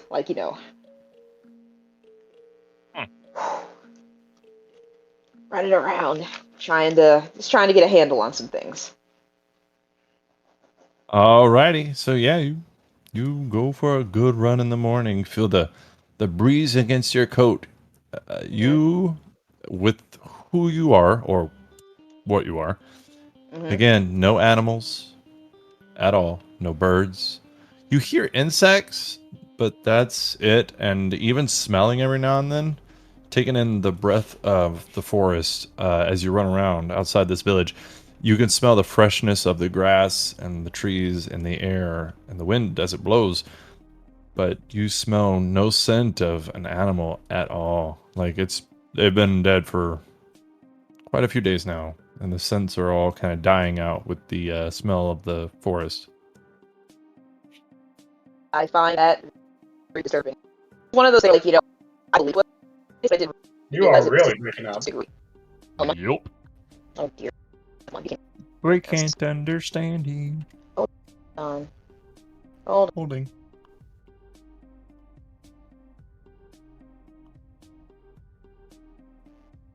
on. Testing. 1, 2, 3. Nope. Okay. All right. Well, then that means it's gonna have to hold on.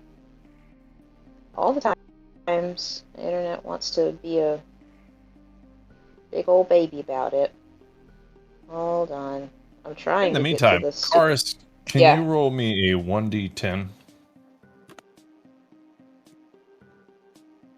Natural 1. Of course. So with the given circumstances of your fine craftsmanship, if you were to sell this chair, its price would be around 150 gold, which you know is very substantial for just a rocking chair, but this is fine craftsmanship. You could Fine, fashion. definitely do good with it.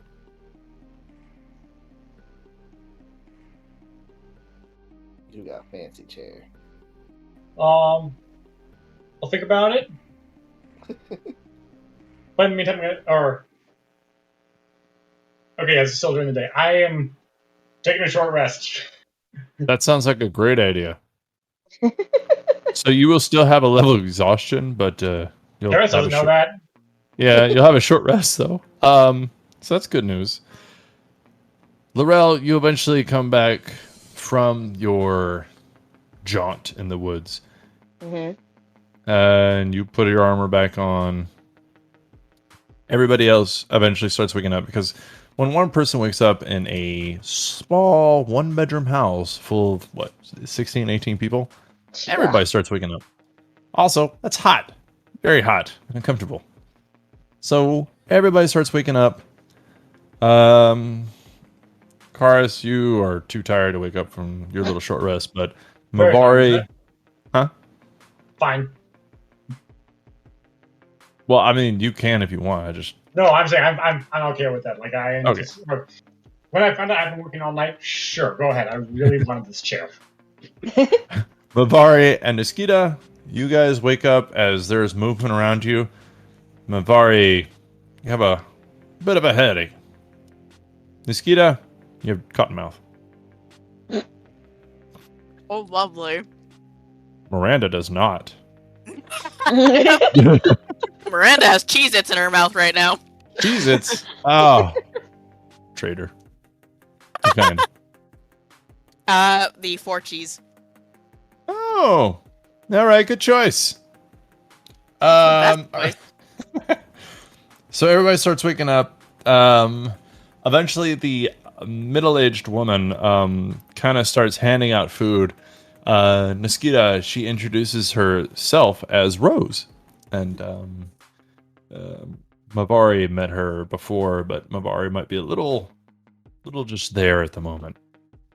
But she kind of hands everybody oats and some water, and she just kind of smiles. I hope this is okay. This is what we have. And Well, then I guess it's better than nothing. she gets sad inside. No. So I was told I can't take food from strangers. she kind of just frowns. Do you have your own food? No. Are you sure you don't want some oats?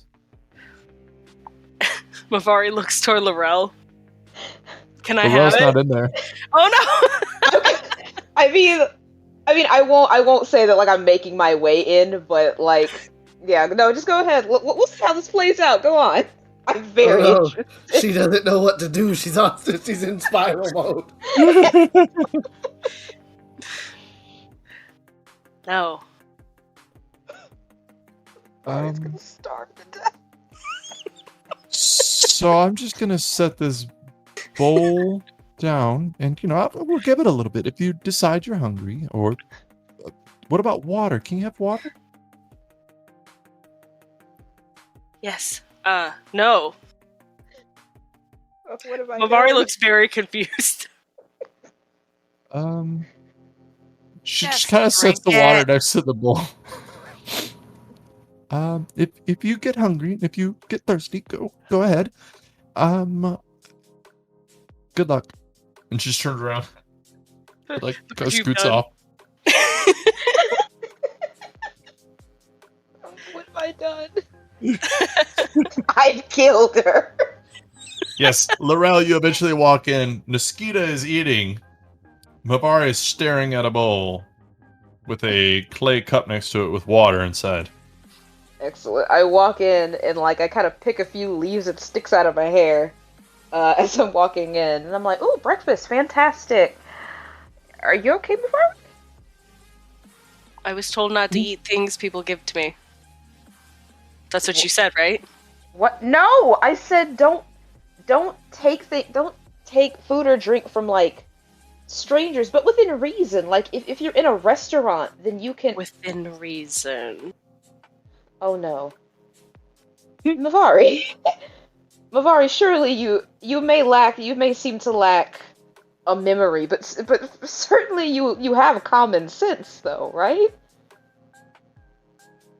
She's just staring at you, blinking. I just kind of have like this look on my face, like, good lord. Okay, Mavari, how can I phrase this? I don't have Seltra with me. I have no idea how to phrase this. Mavari, you know what? Make your own judgment calls, Mavari. I trust you.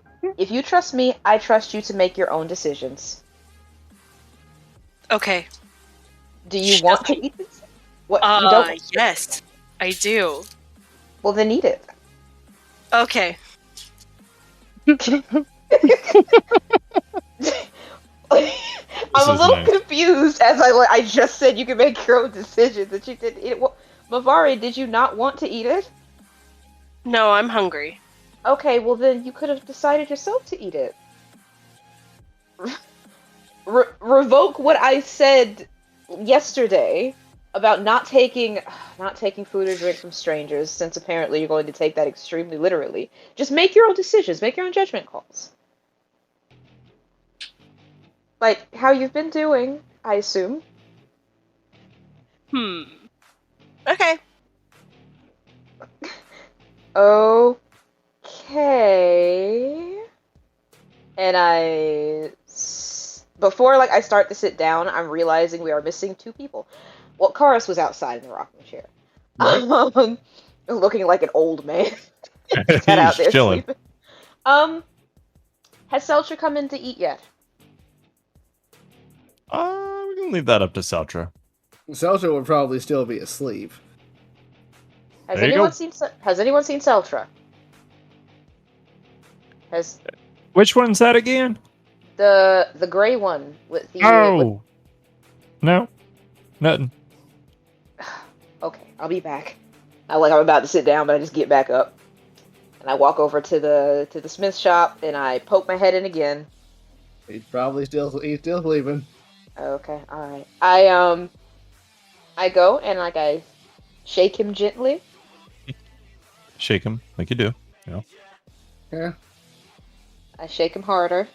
Yeah. What? What is it? Hey. Oh God, the sun. What? Oh yeah. And I kind of I shift my body to where the sunlight isn't shining directly on your face. Hey, Seltra. Yes. We're having breakfast. Would you like to come eat? So you just hear Seltra's stomach grumble because he has not eaten in a day. So, would you like to come eat? Yeah, I'm actually pretty hungry. Okay, great. I see you got Lefty up. Yes, I do. He looks great. That Lefty's little tendril arms are gonna extend from his body and stand back up. Oh, he's so cute. Oh, I love him. Good to have you back, Lefty. And I pat him on the top of his little metal head. And he makes beep boop R2D2 noises. Fantastic. All right, let's all go. We'll all get breakfast, and then we'll head out, I suppose. Did we get the name of that town with the boats so we can go to Boat Town, since we need a boat to go to... Hold on, my brain's still starting up. Yeah, no, it's alright. You go on ahead, do the thing. Yes, we are headed to... We're going to Varosha, which is... I don't know, I guess we'll just keep going. We'll just keep going the direction that we've been going. Well, we could ask them. What direction is it? Is it straight up this road? Is it to the north? Is it to the east? Where do we go? I believe it was to the north. I mean, we were told to keep going north until we hit Delphi. Yeah, she said it's north of the mountains. Or north through the mountains. Okay. Yes. So we will go to Varosha, although I do have to admit I feel a little bad just leaving these people here. I mean, we could ask them if they want to come with us, but that's like That's a lot of people. It is, but we can ask them if they want to come with us. If you I feel bad leaving them in this small town with bandits and demons.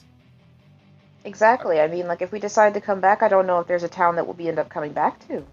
Well, we could ask them, like, hey, do you guys want to move to a different town, so just in case? Okay. I guess I'll bring it up, you know, during breakfast. Yeah, okay. Alright, well then come on, Lefty. Lefty will walk behind Seltra as he walks groggily and covering his eyes from the sun back to the house. Let's get you a sun hat. Alright. Karist? Karist, Yes. you wanna come in and eat breakfast? The hammer's done. What? No, the breakfast, Karist. Breakfast. Did you stay up all night too? Yes. Did you want to come eat breakfast? I'm famished. Yes, please. All right, then come on. Need to make sure everyone's fed, I suppose. But Laurel, you can tell. You stayed up for a good reason. That chair is phenomenal. I know. I'm just like as soon as he like gets up out of the chair, I'm like, oh my goodness. I'm just like studying. Damn.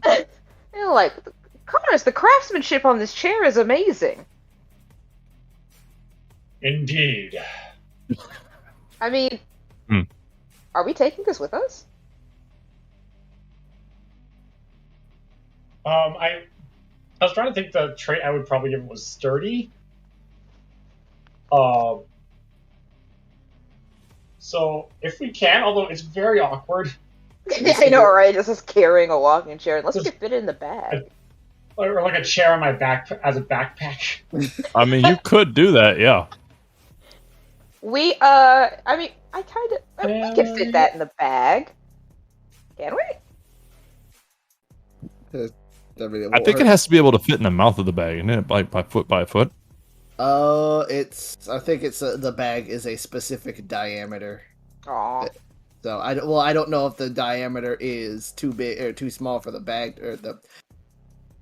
Would I be able to fashion a backpack straps onto the back of it? That would be a lot easier. Yeah, what's it called? The bag is 2 feet. The mouth of the bag is 2 feet in diameter. Oh. Maybe. Just squeeze it in there, but if you just want to put some straps on it, I mean, we got some leather straps in the back in the blacksmith's place, so you just kind of like fashion yourself a backpack out of it. It's whatever you want to do, man. It's like he's dragging the backpack with him. Yeah, Karis can carry a chair on his back, no issue. He's a big guy. Yeah, we'll figure it out. That's a very nice chair. You're about to get jacked. Chair jacked. Gonna fashion some straps onto it, put it on back, and call it good. I mean, it will be funny when eventually everybody's taking short rests and Karis actually has a chair to just take off his back, sit down, and have a fucking rest in. That sounds wonderful. All right, I believe that Thank you, call me Cat Herder Laurel at this point, has managed to get all of her party members in the house and eating breakfast. I assume. Yeah, Seltra will eat breakfast because he's hungry. Okay. Like, all right, everyone's here, everyone's eating. Great. All right, you guys eat oat, have some biscuits that they are cooking up, and then drink water. Is there anything else you want before you head off on this dangerous path? So how married are you guys to this town? Not at all. We'll come with you. You want us to come? Shit, we'd all love to come with you. Oh, we could make a big party out of it. Let's go, people. Well, that was easy. I'm just kidding. Oh. I would be so goddamn annoyed as a GM. Let me just NPC all 18 people. We can't just keep collecting NPCs, guys. Nonsense. We're not gonna collect them. We're literally we're taking them from one town to the next town. Which is hopefully be safer than here. And you have traded down since the last ones were at least supernatural. Yeah, that's Yeah, the very last true. ones were. This is an escort mission, and not They kind of look at you, and he politely declines. Well, I mean, the demons haven't really come around since the hag was here, and, well, you cut her fucking head off, so I think we're all right, man. If you say so. But, I mean, I was kind of poking around the manor earlier, and I was able to get 130 gold together if y'all want it.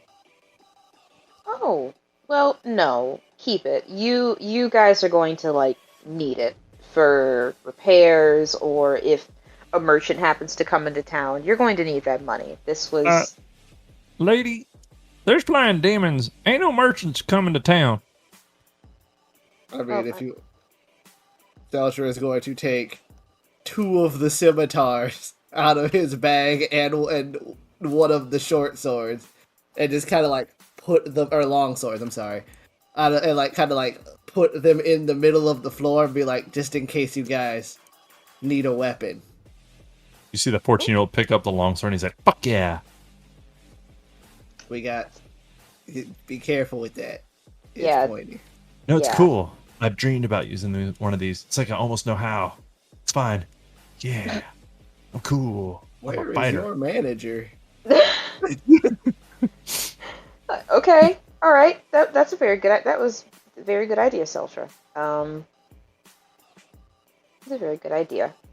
Still, I don't know if I feel very good about taking you guys' money. Look, lady, we're gonna die. Really, Oh. including that tailed person. I mean, we really appreciate it. Thank you. I'd Oh. give you a hug, but I'm not really sure what you are, so I don't really wanna. I mean, But I'm a I half-elf. appreciate it. I mean, if you are You're what insistent- now? A half elf. The fuck's an elf? It's me. Yeah, and I Holy point to shit. him. Only You like look less. nothing glowing. alike. Well, no, only because I'm half of that, and I don't have glowing tattoos. What's your other half? These aren't tattoos, but okay. My other half, a human. So, is it your mama or your daddy that was human? My father was the elf. My mother was the human. How'd that happen? Like, did he come out of like a dream or a something? Like, where the hell'd you come from?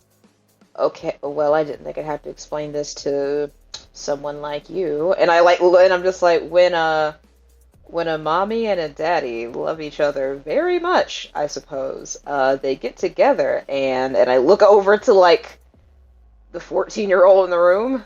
He just shrugs and he goes, "Don't look at me. My parents hated each other. They just like to bone." Uh, They Yeah, that- snuggle. what? Well, no. When a mommy and a daddy love each other very much, they snuggle. My question is, what's an elf? How'd you get here for your parents to have you? I mean, we can do that too. I mean, yeah, like it's a genetic, like humans and Like, elves no. are Where'd you come from? Like, why was there an elf fucking a human? Like, what the hell, man? because okay, it is starting to become very apparent to me that there are no elves here. Yeah, nope, you're the first. Well, you're halfy, but the other one, he's the first. But he Well- squints a lot. Well, yeah, but what? No. Okay, so where I come from, there are different races of humanoids. There are humans, there are elves, there are dwarves, etc., etc. If it makes you feel any better, where I come from, there are no humans. Oh, shit. Really? Yes. Did you kill them all? No. Oh, thank God. So, wait, from your world, there are no humans? I thought we went over this. No, we didn't, actually. No. Well, then- Huh. I feel like we're Interesting. really reaching new grounds with each other. Yes, I suppose so. Well, then, if that's the case, does that mean Karist? Yes. Oh no. Are you? Wait, How's are that? there humans or elves where you come from? We call them skins, but yes. Okay, all right. Mavari. Oh no. Yeah, open I'm up this gonna- door. I'm gonna answer that question. I'm gonna go out on a limb and guess the answer to that question, but let's see if I'm wrong. Yes. Don't be rude, Seltra. I'm not being rude. I'm putting together context clues. Okay, Mavari, are there humans or elves where you come from? I don't know. Okay. Pay the man. I don't know where I come from. There was no betting involved. There was no betting involved, Seltra. Okay, and finally, Kita, Yes. are there humans and elves where you come from? A few here and there. All right then. There were none of you guys where I come from either. There are no tieflings. Nope. And I mean, since we're going by process of elimination, there were none of you either. Can't have a half elf if there's no other if there's nothing to half. Well, yes. Well, yes. Interesting. This is also interesting and fascinating. I wish I had a little journal to keep track of all of this stuff. I'm having after. It's okay. It's okay. I know you're writing everything down, so.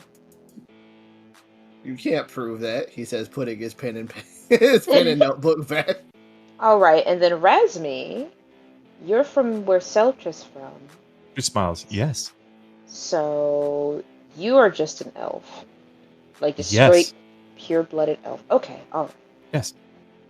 I would like to study if you die, if you don't mind. You can What just is- ask questions. She doesn't have to die. What an odd Um, thing to say, Razmi. Well, actually, because she is a half elf, and we've never seen a half elf, the studies I would like to do, I don't think she'd appreciate while she's alive. That's fair. I honestly can't imagine. I'm pretty sure you'll be disappointed. I honestly can't imagine we have. Oh no. The studies and research that have been done on the dead have advanced medicine and technology for years to come. Don't worry, your contributions will further all research when it comes to half stuff. Oh, okay. Thank you in advance. She just smiles. You're welcome. You're welcome. A little weirded out. Alright, well, let's finish breakfast so we can go. I say as I'm now just sort of like weirdly eyeing Razmi. She's starting to kind of freak me out. That's fine.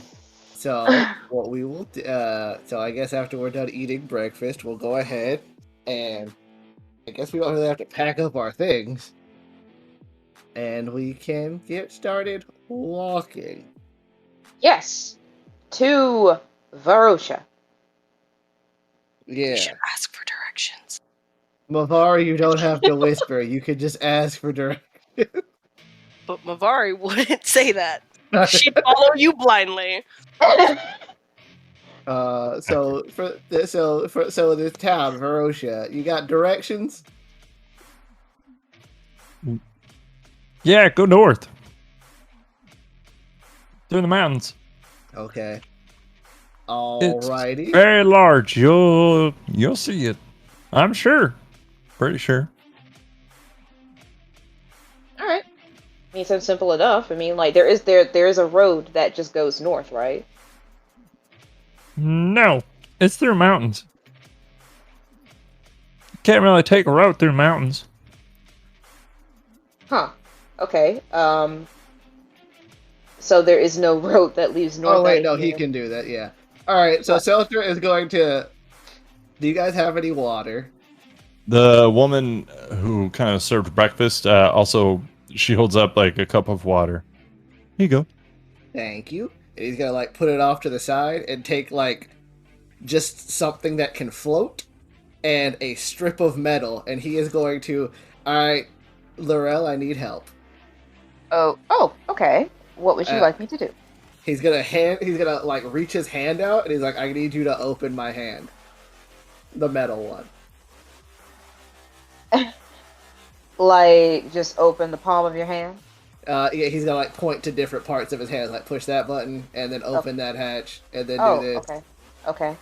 All right, and then his hand, and like his palm is gonna open up, and you're gonna see where he wrapped like the like this contraption that he had wrapped the copper wire around, and he's going to take a piece of like a thin piece of metal and rub it on the copper wire, like the contraption that the copper wire was on, and then put it on top of the floating bauble that he put in the water, and it is going to point north. He made a compass. Seltra. Could you close my hand back? I kind of need that to hold. Oh yeah, sorry. And then like I. So the compass does not work. It whenever you set it in there, it just kind of sits still and just floats. Doesn't move at all.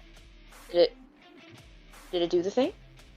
It's not working, which is weird. Normally this works. What is it supposed to do? Supposed to point north. Oh. Does that mean there is no north here? That doesn't make any sense. It means that something's wrong with your magnetic. Well, it means something's wrong with your directions or magnets.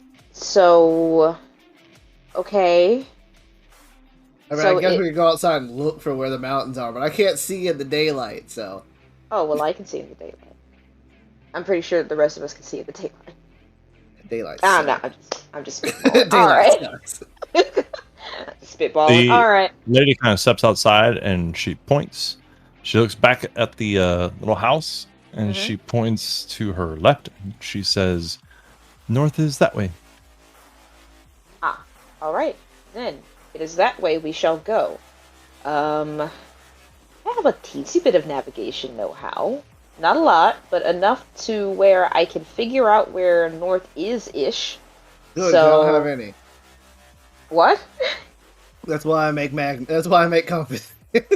No, I have to travel alone, and I've had to go off the paths every now and again. So I can kind of, sort of figure out where north is. I'm used to traveling by the stars and how the sun and the moon is positioned, but I have no idea how the sun and the moon and the stars are here. So if I can figure, okay, so that way is north. Where? Ooh, it's gonna be hard, but with some observation, I will be able to figure it out. Hopefully. You guys only have one moon here, right? They all kind of look at each other like, yeah. Okay. Excellent. All right. Because I had one moon.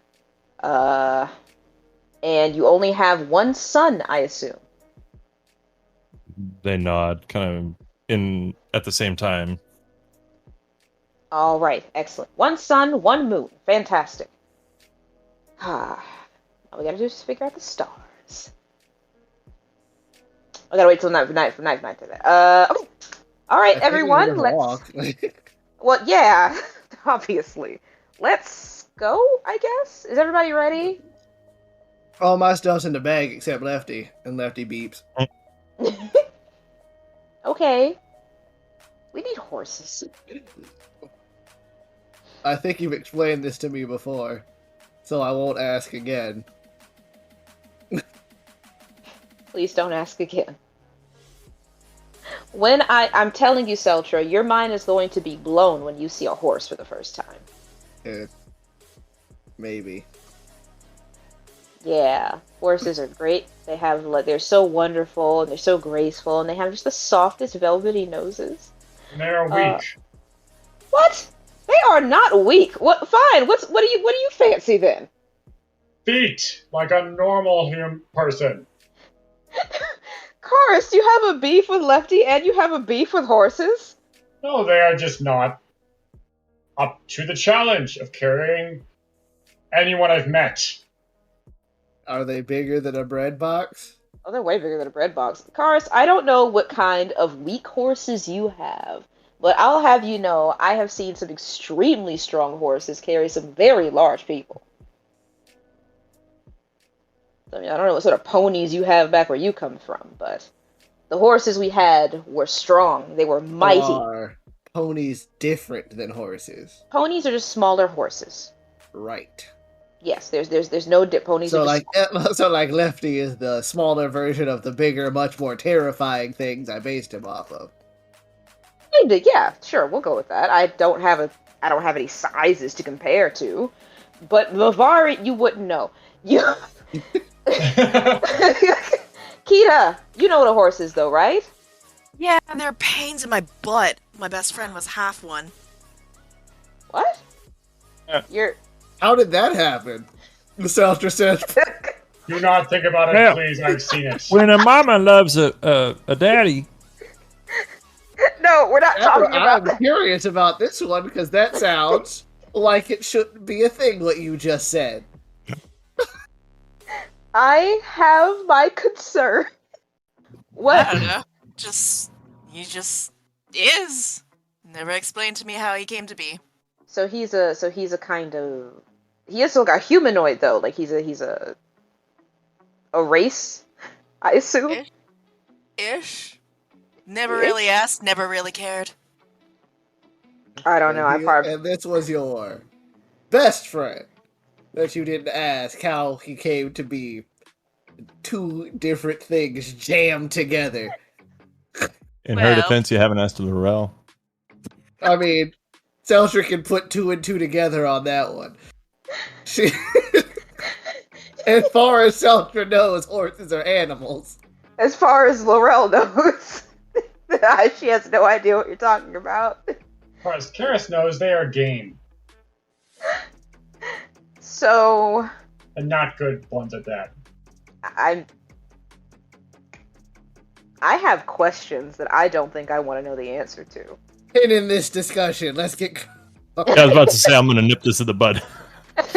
All right, so you Indeed. guys start traveling north, presumably, Yes. and you can see on your left and on your right, in the distance, mountain ranges. And as you travel throughout this day, you see mountain ranges kind of coming into view in the north, and those are the Arcadia mountain ranges. And you guys get to them probably by, we'll say 6 p.m. That's about right. By 6 p.m. That day, you come to the bottom of the mountain ranges, and you know that you have a little while still to go, going through the mountains. My question is, when do you want to set up camp, and do you want to start going through the mountains before you set up camp? If you start going through the mountains now, you have to camp in the mountains. If you camp now, you can get an early start. What do these mountains look like? And like, as far as like, do they look like they go up to like? Are we hitting like snow-capped mountains, or are we talking Yes. like They dip up and down like most mountain ranges do, but they do. You can see snow caps along the mountain range, despite the various sizes. It looks like you could probably get through here. There isn't a road per se, but you can see where there is a path that's worn down where it looks like people have traveled through these mountains. So not so much a road, but maybe a beaten path, so to speak. Does it look like the road kind of goes up into the snowy parts, or are we going to kind of miss those? It looks, you don't know. It kind of goes up into the mountain, but how it winds and where it goes, you don't know. Okay, that's fair. If I might offer my opinion, I say we tackle this whole mountain situation tomorrow, because it gets cold in the mountains, Oh boy. and at nighttime it gets even colder. So I don't know. I don't think any of us are dressed for cold weather. As I look around. Nobody.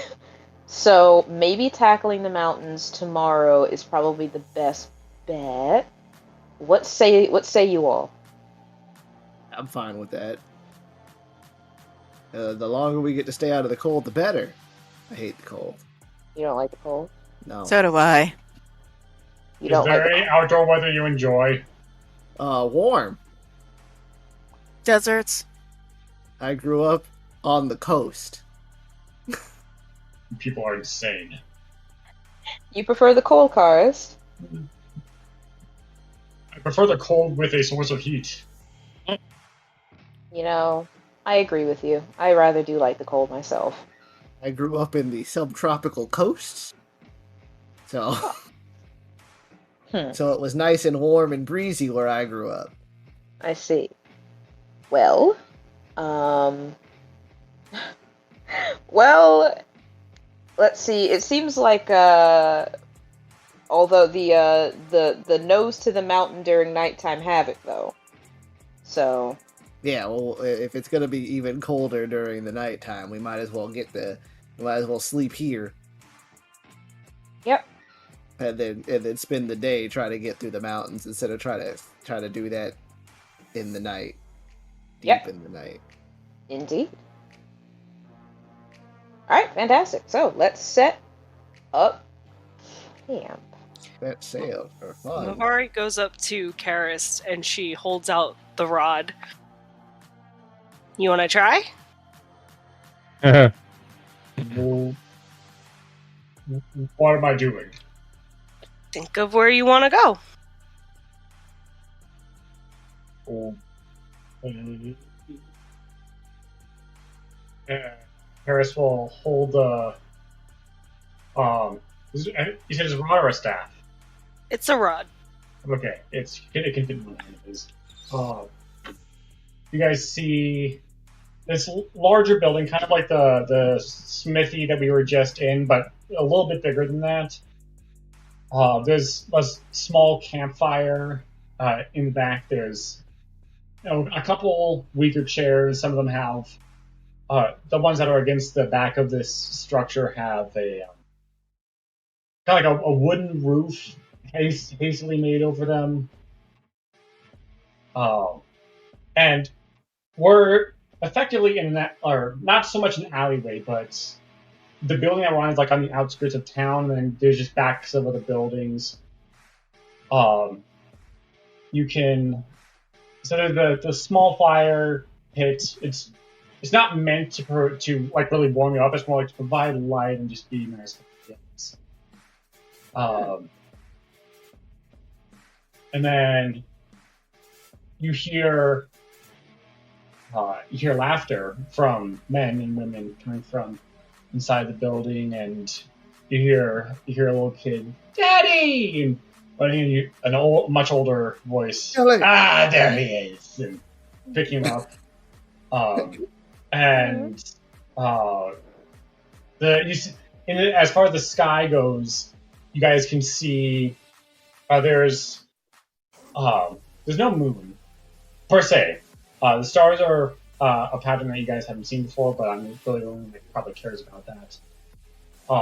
But there is like a large planetary body that it's kind of like in the horizon of one end, and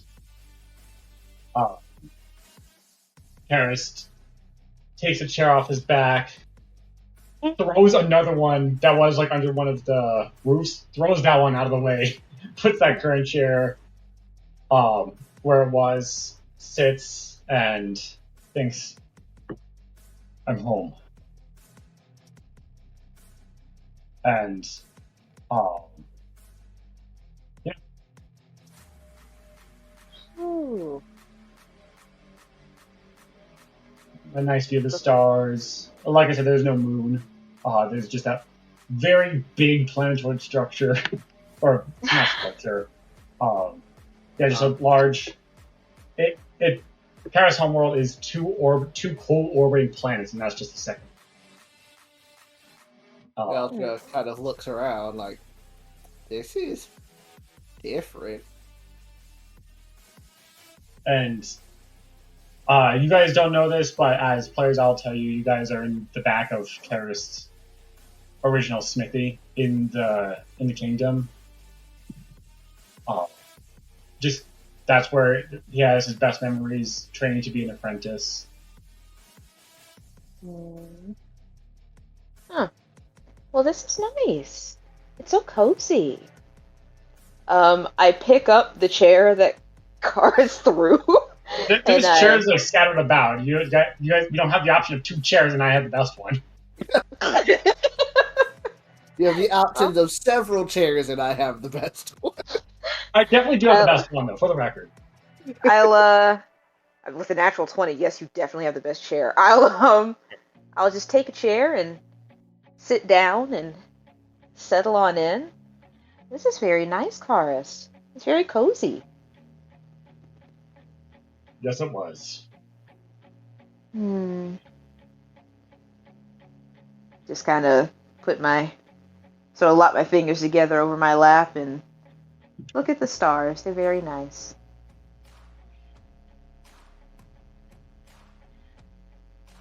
Deltra will start to kind of like mess around with some of the stuff in his bag, and he'll pull out. He pulls out the hand crossbow, and he sets it down, and then he starts pulling out other things, and he just starts working on stuff.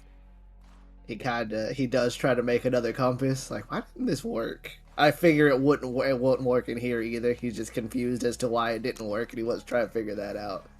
Yeah. I was gonna say, Yeah, I highly doubt it will work in here, but he doesn't. If it doesn't work out in the real world. Instead of making a daring guess, roll nature, roll tinkering. Make a roll for it. I will roll Tinker's tool if I can, because I'm really good with that one. 24. Okay, then what you guessed earlier is probably right. Oh, the magnetism of the whatever. Yeah, probably. Okay. The magnetic. Something's interfering with the magnetism of the. I mean, it's definitely not happening here. This place is weird. It would do the same thing here. Yeah. You can make of that what you want, but yeah, as soon as you put it in there, it just floats, bobs a little bit, and stays. He So closes his hand back up. Mavari, Mosquito, is there anything I want to do before you go to sleep? Yeah, I'm gonna actually go up to Mavari, and I'm gonna ask her. Quick question: do you ever hear voices in your head sometimes? Yeah. Really? What kind of voices? One of them is the moon. She's nice. The moon, like the moon. Yeah. I think. Okay, well, female voice. That's it? Sometimes when I'm sleeping, I hear other voices, but they're not as. Oh! So you get that too, huh? Interesting. Very interesting. Oh, okay. Do they tell you to do anything? No. Lucky. Anyways, toodaloos. Okay. And yeah, Niskita's just gonna take her daggers and just kind of sit in a corner and just kind of polish them a little bit with her shirt. Mavari walks over to Karis and she awkwardly pats him on the shoulder and was like, I like this place. This is whole. This is different. Your passive perception, you'll see as a resistor in the water. There's what? With your passive perception, you're going to see his eyes start to water.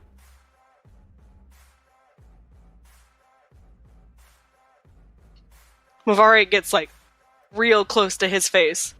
What are you doing? Oh, why did you? I'm not surprised, but why is that the direction you went? It's Mavari. And she's great. I'm drawing a blank at how to react to this. I know, isn't she funny? Like crazy funny though. Don't get me wrong. Oh,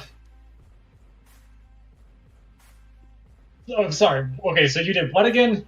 She moves like close to his face and is like staring dead into his eyes, asking him, "What are you doing?" I'm remembering all the good times. He like sniffles a bit. He's gonna like recline and like slowly just rock back and forth, like just like the way he used to.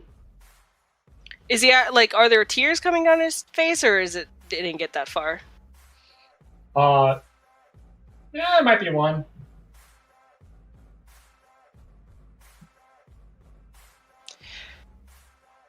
Mavari like touches it and then retracts her hand, and all of a sudden looks slightly angry, and then it disappears real quick, and she walks away.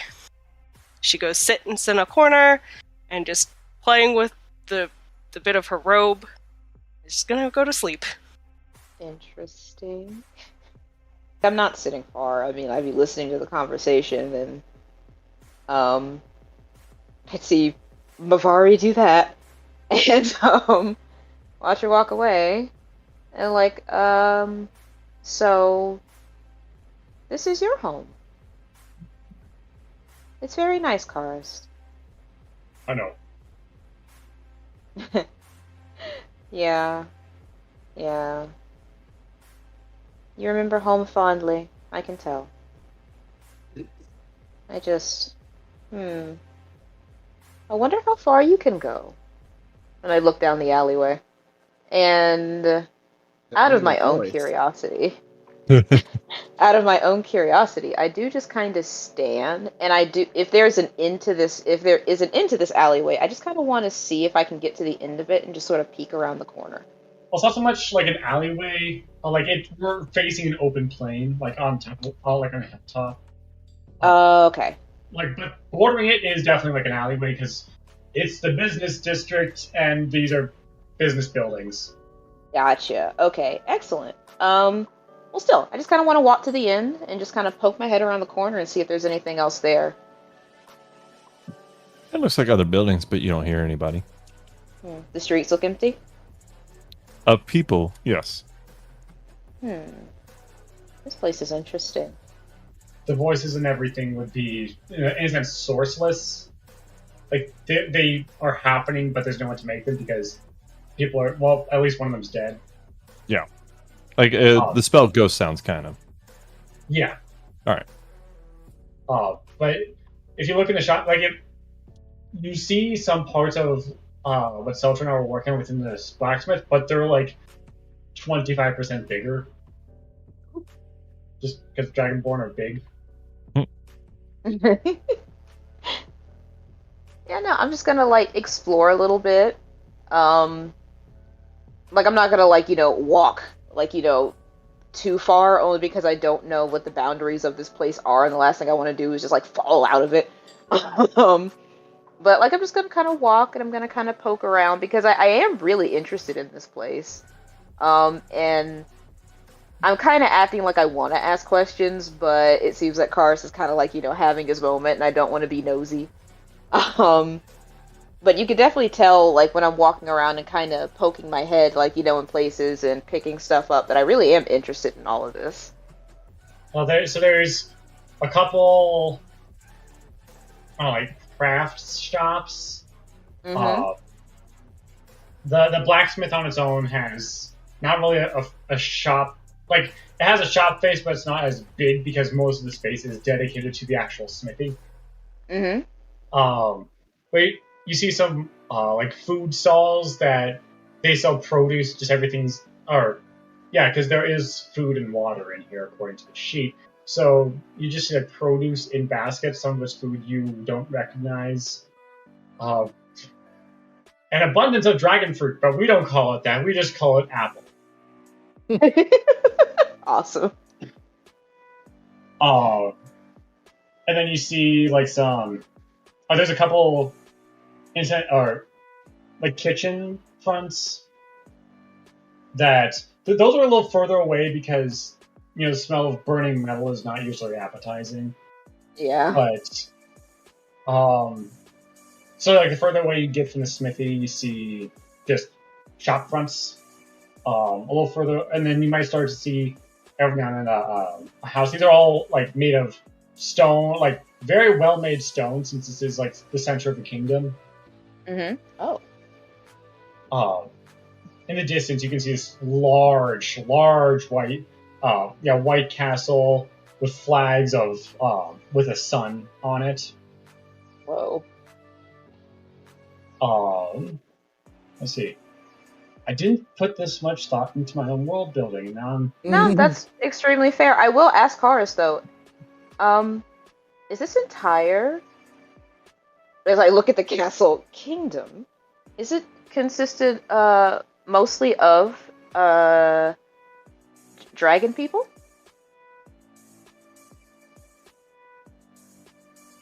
my world has two continents. Huh. You see a map, and there are two bodies of land separated by water. Okay. Picturing it. There is my continent, Mm-hmm. and the other one. The maps from that continent in jest say, "Here be dragons," and elaborates no further. Over mine. Ah. Huh. That Very continent is where everyone else is. I see. I'm just fascinated. There are dragons where I come from. Just not. I mean, to see a dragon person though is very interesting to me, and to know that there is a place where there are dragon people. It's just fascinating.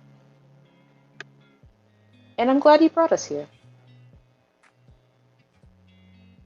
This was good. It's very nice. Oh yes, it's very good. It's very nice. Well, I'm not going to bother you. I'm going to let you reminisce. I'm gonna go and I'm going to sleep because I assume that's what you do here. That's a dumb thing to say. It is a thing that we do here. This is nice. And I walk off. Sort of poking my head into places also as I go back to where the rest of the party is.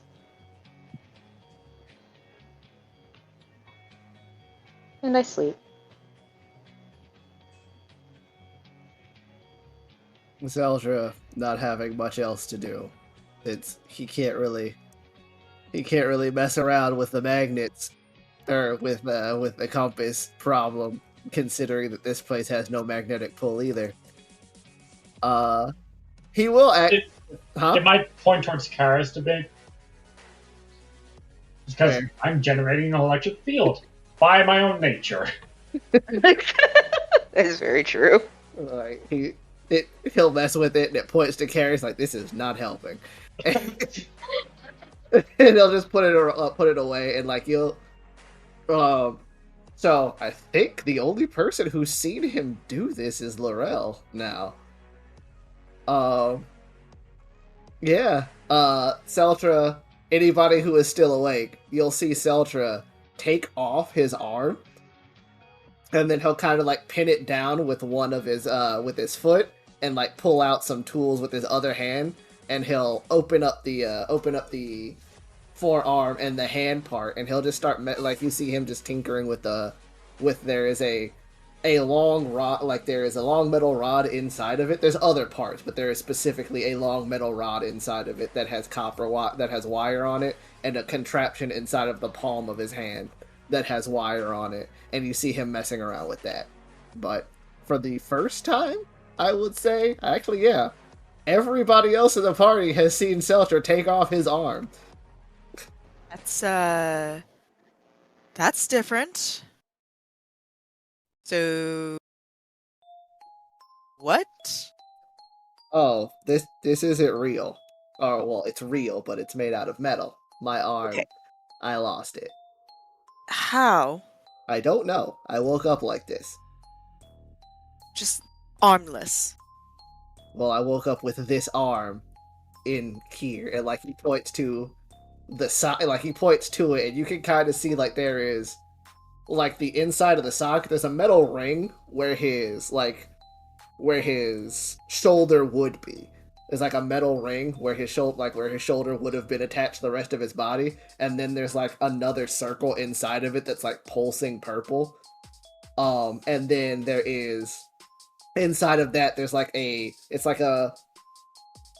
forgot the word for it, but kind of like it looks like a bolt, but it's like a big bolt kind of indent where if you were to put something metal close to it, it would start to pull it away from you. He would recommend you not do that because he would feel it.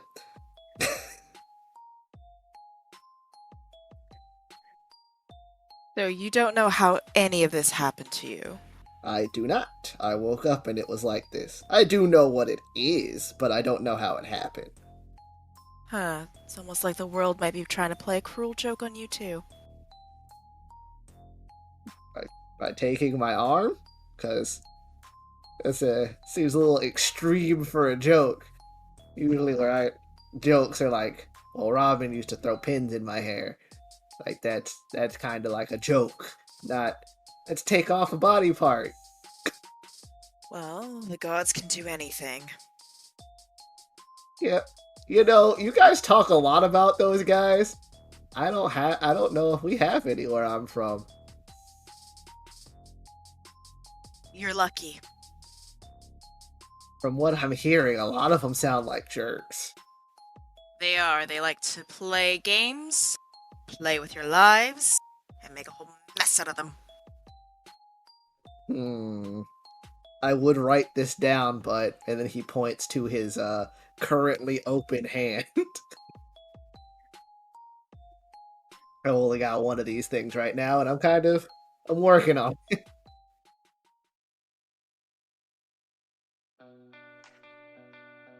Well, let's just say the gods are not very favorable, in my opinion. Well, we ran into a couple of people back when we were dead that had similar opinions. Right. At least of these guys. Or these gods. Hold on, dead. Yes. We were in a place called and like you see him trying to like do the air quotes while also holding tools. The Underworld. So, you all are dead? Well, not anymore. I mean, to be fair, it's kind of a coin toss as to whether or not we were dead when we were down there. I don't know. I sincerely don't know. I'm riffing here. Yeah, you will see Niskita just full on be very uneasy. She's got kind of like a very, how do I want to explain this? Sorrowful yet kind of like curious look to her face. And like you could see parts of her like muscles on her face just kind of like twitch every once in a while. Like Celsha is like he's kind of like looking down because he hyper focuses. Is like, yeah, we were. As far as I know, we were dead. Everybody remembered something bad happening to him, and then we woke up there. But now we're out here, so I don't know if we're dead anymore. If we fixed it, can you fix that? Well, my knowledge, normally that's something you can't fix, but again, the gods can be cruel. I mean, if we can fix death, then, I mean, can't be too bad. I don't know. I have no experience with them. Niskita starts just laughing, and it's a very uneasy laugh that just seems genuine in terms of she finds this really funny, but it's just very unsettling, and then she's gonna go back to her corner. Good talk. Alright. So I'm gonna pull out some more wires and just mess with it, like mess with this magnet a little bit more. So you guys finally go to sleep. Wake up the next morning and eventually pop out of this little space. Cars probably takes a little while to look at it and soak it all in before you pop out. But as you do pop out, you're standing around in the place you exactly left. Everything looks exactly as it did, except for, it's 12 hours later, so it's 6 a.m. Which you actually could have went anytime you wanted, but I would assume why not stay in a nice place for a while. You pop out 6 a.m., sun's up, or coming up, and before you are the mountains. And we're actually going to traverse those next week. But get your gear on. We're going to be climbing. Yeah. Tackle some mountains.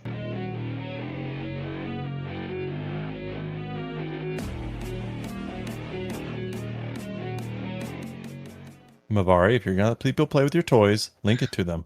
I did. Oh. The words Ours, if you're were- going to use toys, read the instructions. This one's not battery operated, so I don't know what it does.